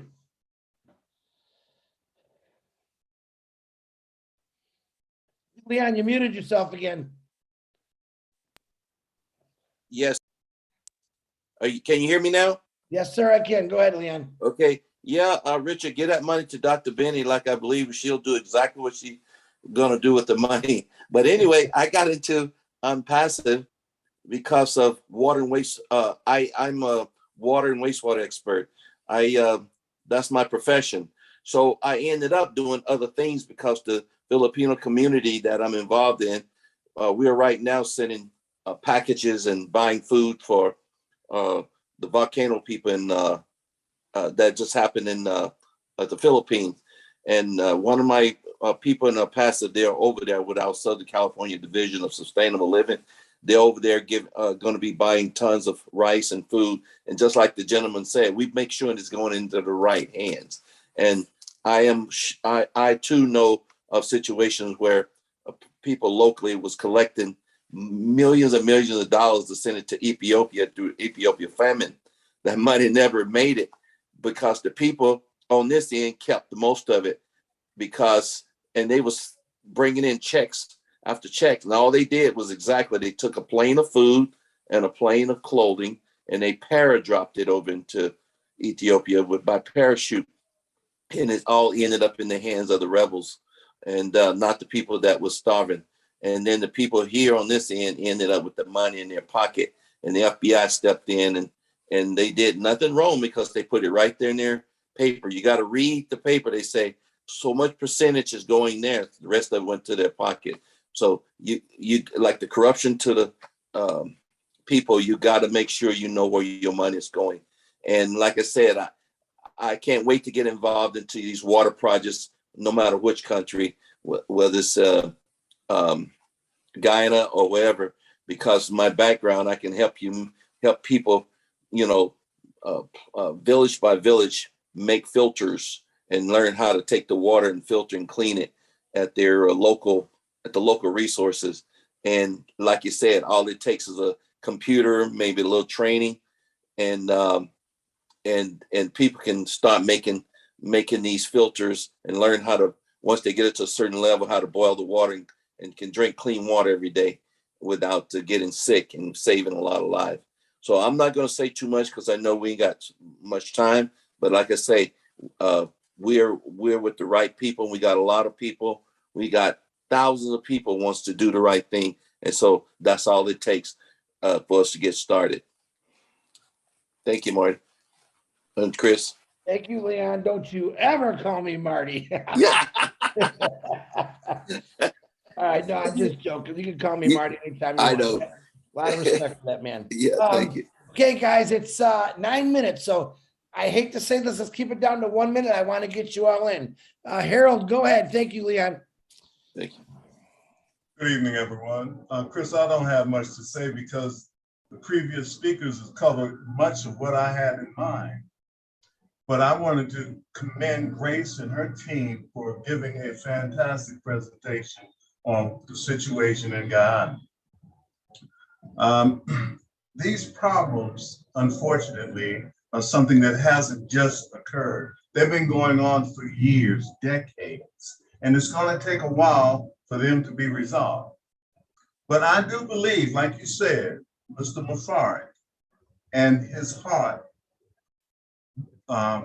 has a way to alleviate the problems to humanity. They're not going to be advertising, like you said, send $19 to here and we will do this and that and that. They have, I believe, with the guidance of these people, the beginning of the Guyana wanting to do the right thing for their country, with the resources that we'll have in Onpassive, I believe a lot can be accomplished. Thank you for letting me share. Harold, thank you very much. Wonderful, short, to the point, right on the head, brother. I appreciate you. Bruce Christian, you got 1 minute. Go ahead, brother.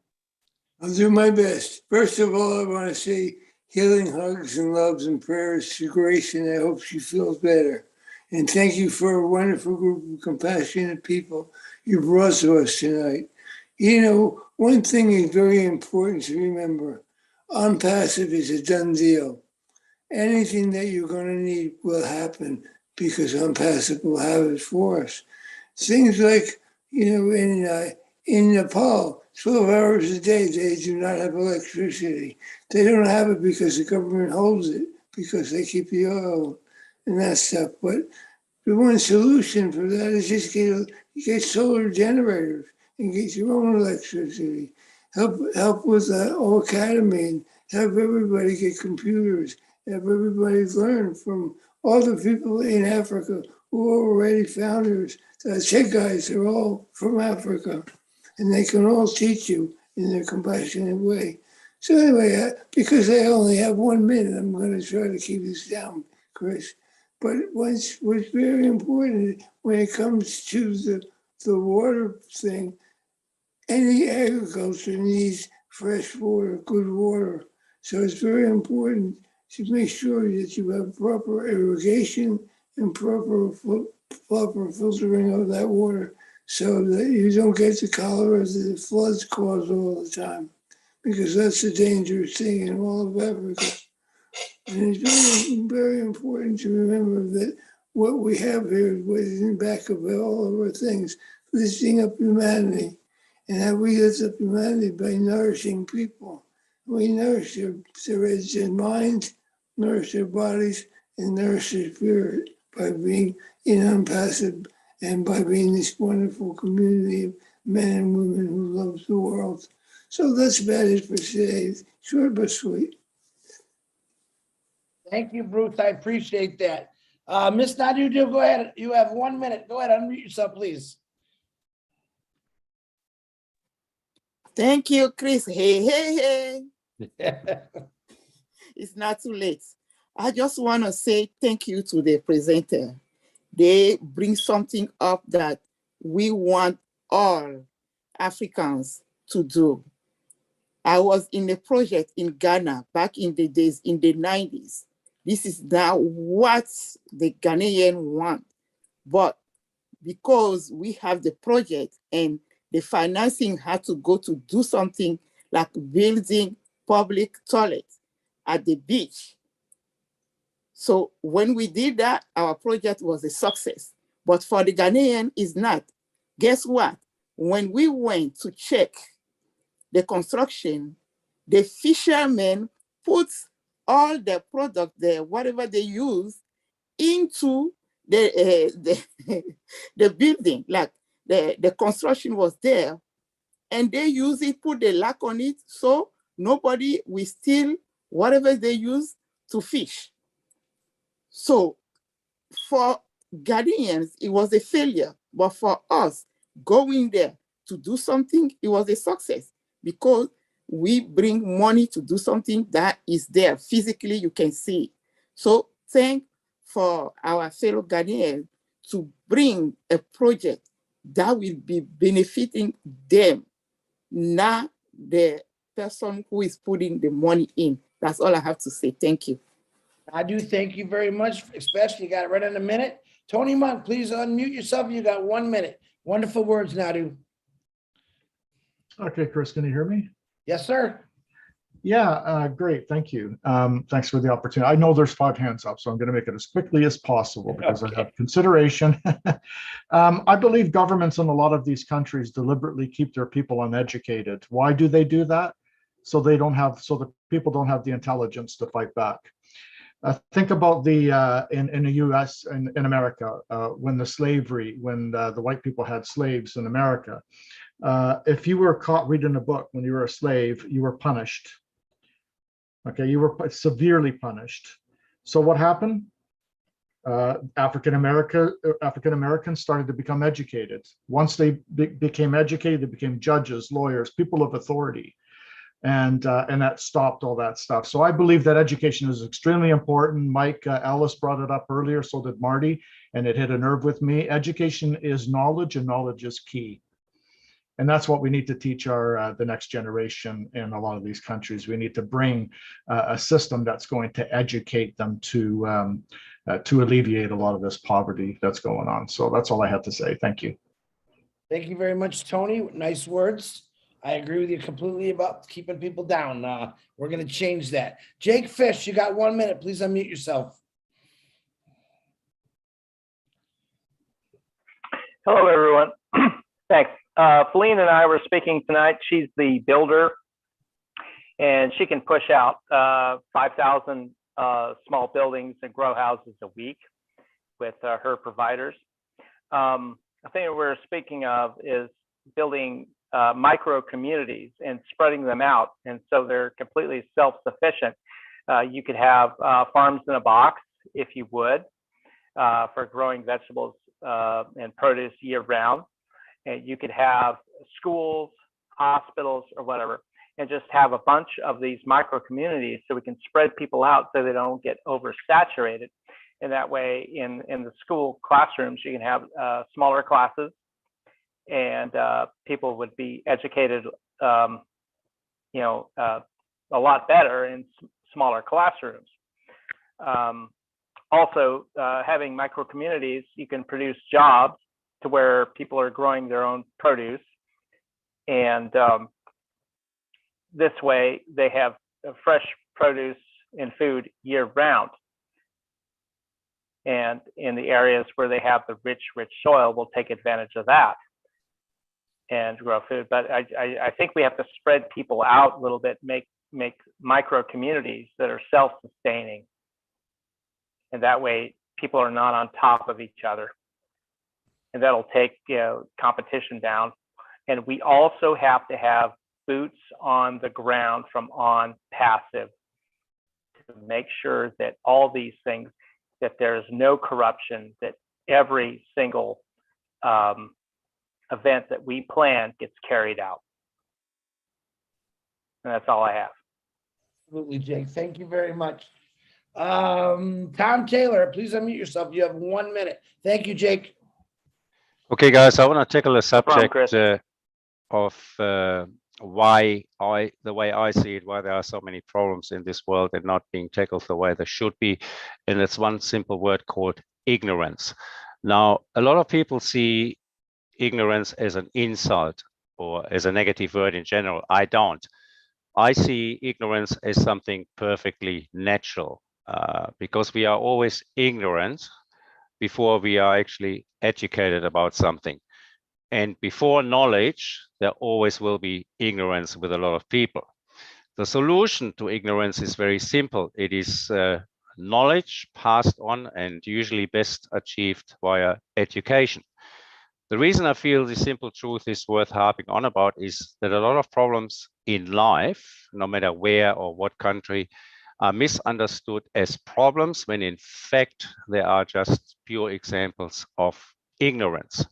Now, we got a lot of fantastic leaders in our group here, and I feel sincerely that if we can overcome this ignorance by setting an example, doing good deeds, whichever course it may be you would like to pursue, that will create a ripple effect. Ripple effect starts, as you know, with one drop in the water, the ripples go out, and eventually the ripples will be getting so big that they may, in some cases, create, in a positive way, create a tsunami. Now,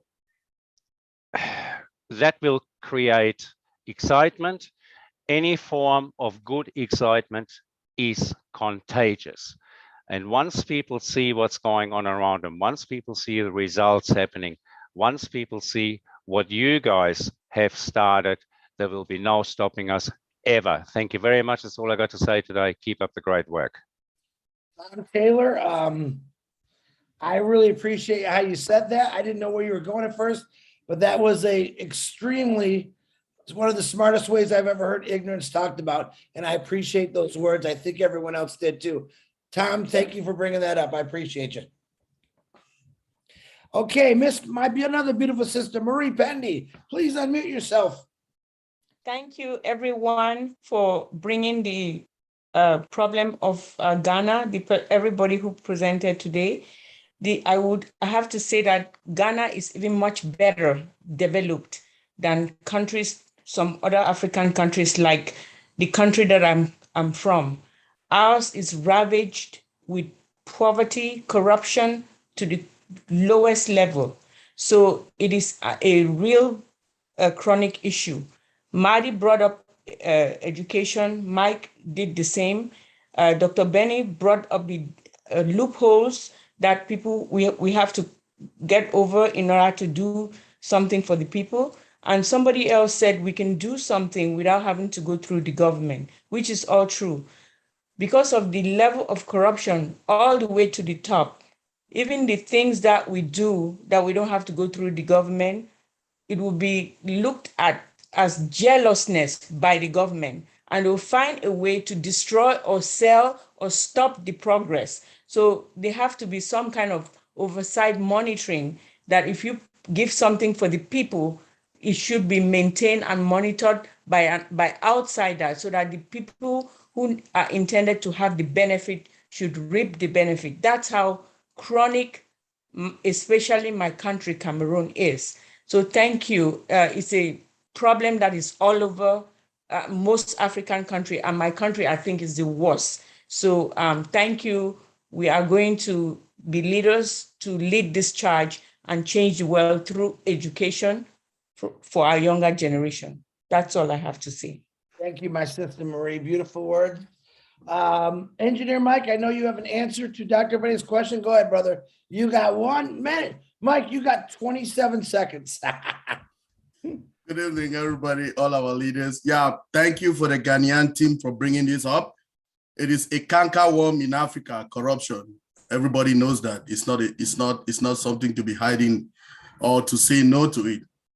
So, but we have to say no to it, standing up and saying that Onpassive is the answer to that problem, which is corruption. So we are the correction to corruption. So I just want to say something here because I happen to work in the road construction as a road construction engineer in so many countries in Africa some years back. So these countries, how it was coming is people make donations internationally and send for us to do the road constructions. So when the money comes, the government, I don't know how they partition it, but at the end of the day, we don't get the payments for the workers. So what I came up with an idea with a team of people after brainstorming, some of the part of the solution to it was, I told the people who were the top leadership people, I say, oh, I'm just a small guy. You people are the big people. What you need to do is to make these donors send this money to their various embassies.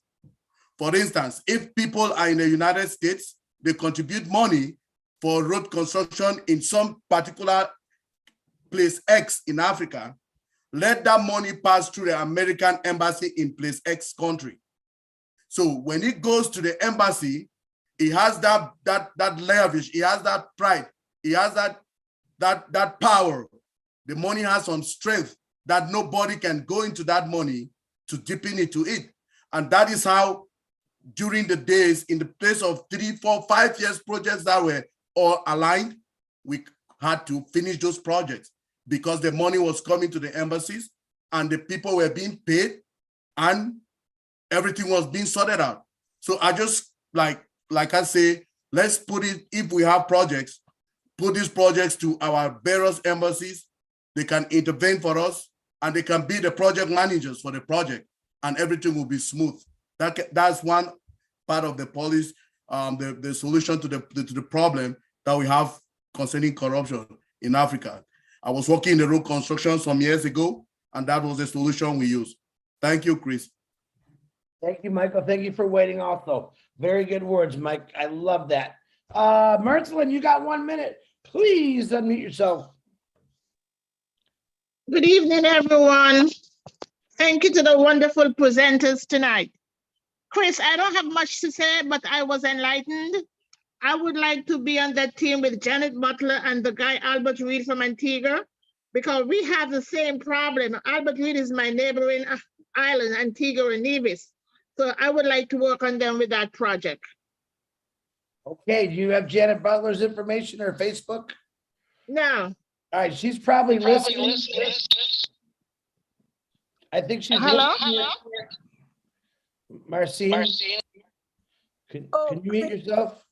Oh, I'm on Zoom is dealing with me.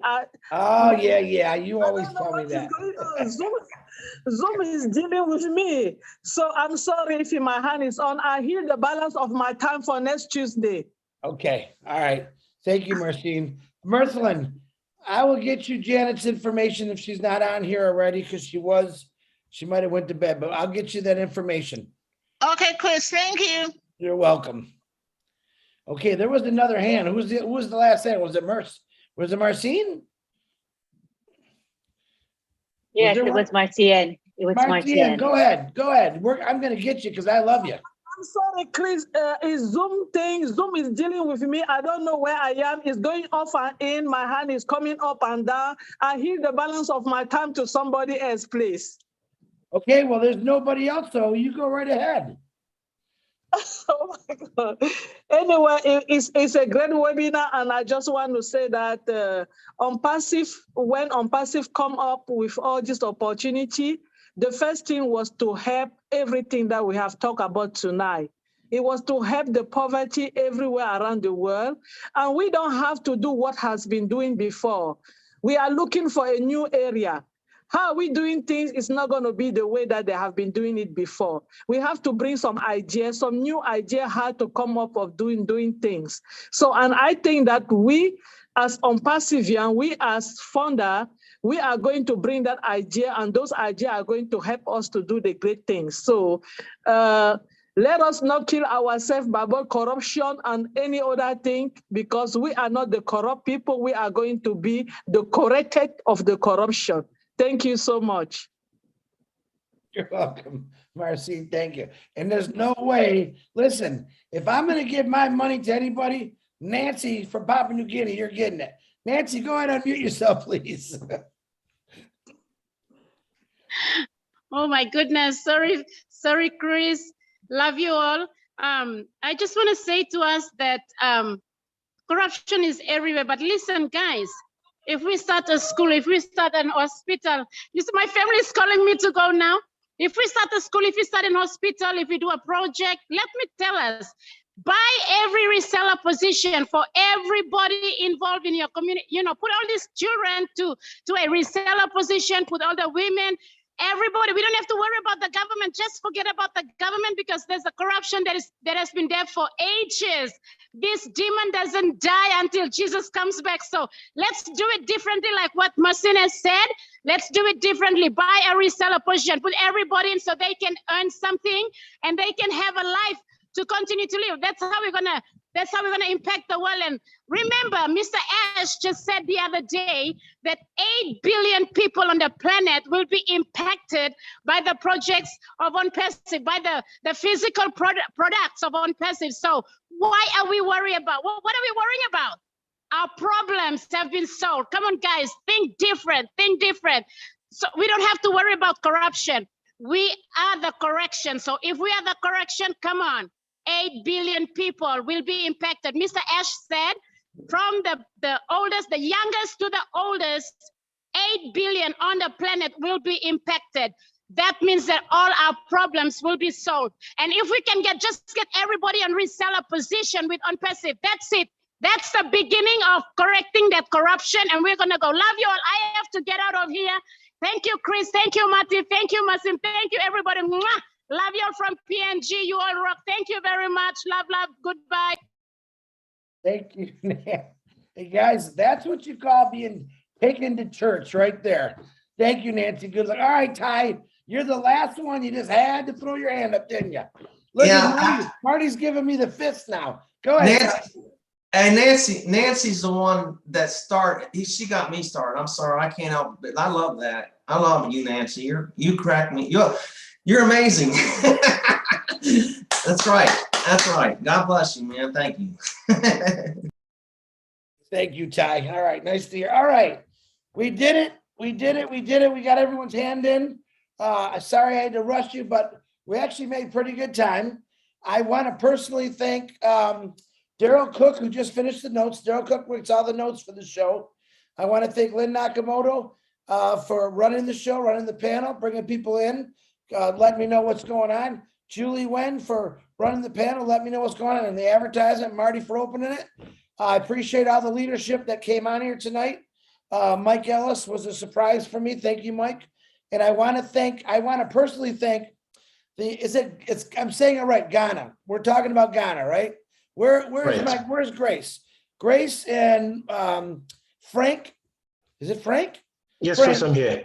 Do me a favor. Now, I know Grace doesn't feel good. First of all, I'm here. I want to thank you guys all for coming on here. But I also would like you to call, because I'm terrible with names and I'm looking for everyone. I know you don't feel that good, Grace. So if you want to let Frank call it out, can you call all the names out so we can show our appreciation to all of you? Mm-hmm. Whoever wants it, Frank or Grace, your call. Frank, please. Oh, thank you, Grace. And thank you, Mama Grace. Yes, I have Brother Edward Ampedu, our sister Anita Boaji, Sister Laurentia, Wahamina, and Sister Echa Bafo, and of course myself, Frank, and Mama Grace, wonderful woman. We just want to say thank you so much for welcoming us, for giving us the opportunity to share our issues back home with you. And we appreciate all the support, the opportunity given us. And we are glad to be part of this wonderful family. We pledge to give back to our country and make Ashford proud, because that is what his vision is, to enable us to also enable other people. Thank you. Wow, thank you, Frank. Grace, would you like to say anything? I know you don't feel good. You like to say a few words? Oh, you got it all over me. Go ahead, Grace. Thank you, everyone, for coming. Thank you for this opportunity you have given us. I'm sorry this voice is not good, but I really appreciate whatever you have done for us and the opportunity that you have given us. We love you all and stay blessed. Thank you. Thank you, guys. I want to personally thank all of you too. You know what I'm going to say? Hey, Ghana, however you say it, watch out. Onpassive's coming, and there's some angels. Grace is leading the way with the wings. We're going to get you some help when we launch to the world. Be patient, stay tuned, because we are coming. Guys, unmute yourself, say goodbyes, and then go to bed. Yeah, good night. Thanks, guys. Thank you, everyone. Virginia. Night. Love you.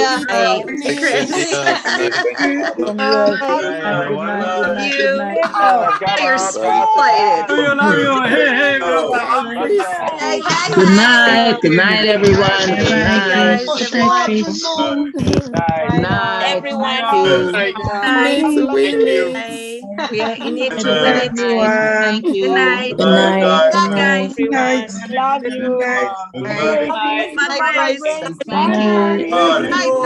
you. Thank you so much. Good night. Night, everyone. Good Night. Bye, Norel. night. Bye. We love you, Norel. Thank you. Night, Chris. Good night, Norel. Night, Lane. Bye, Angeline. Bye, Hi, Auntie Lee. Thank you. Yes. Hi, Richard. Bye.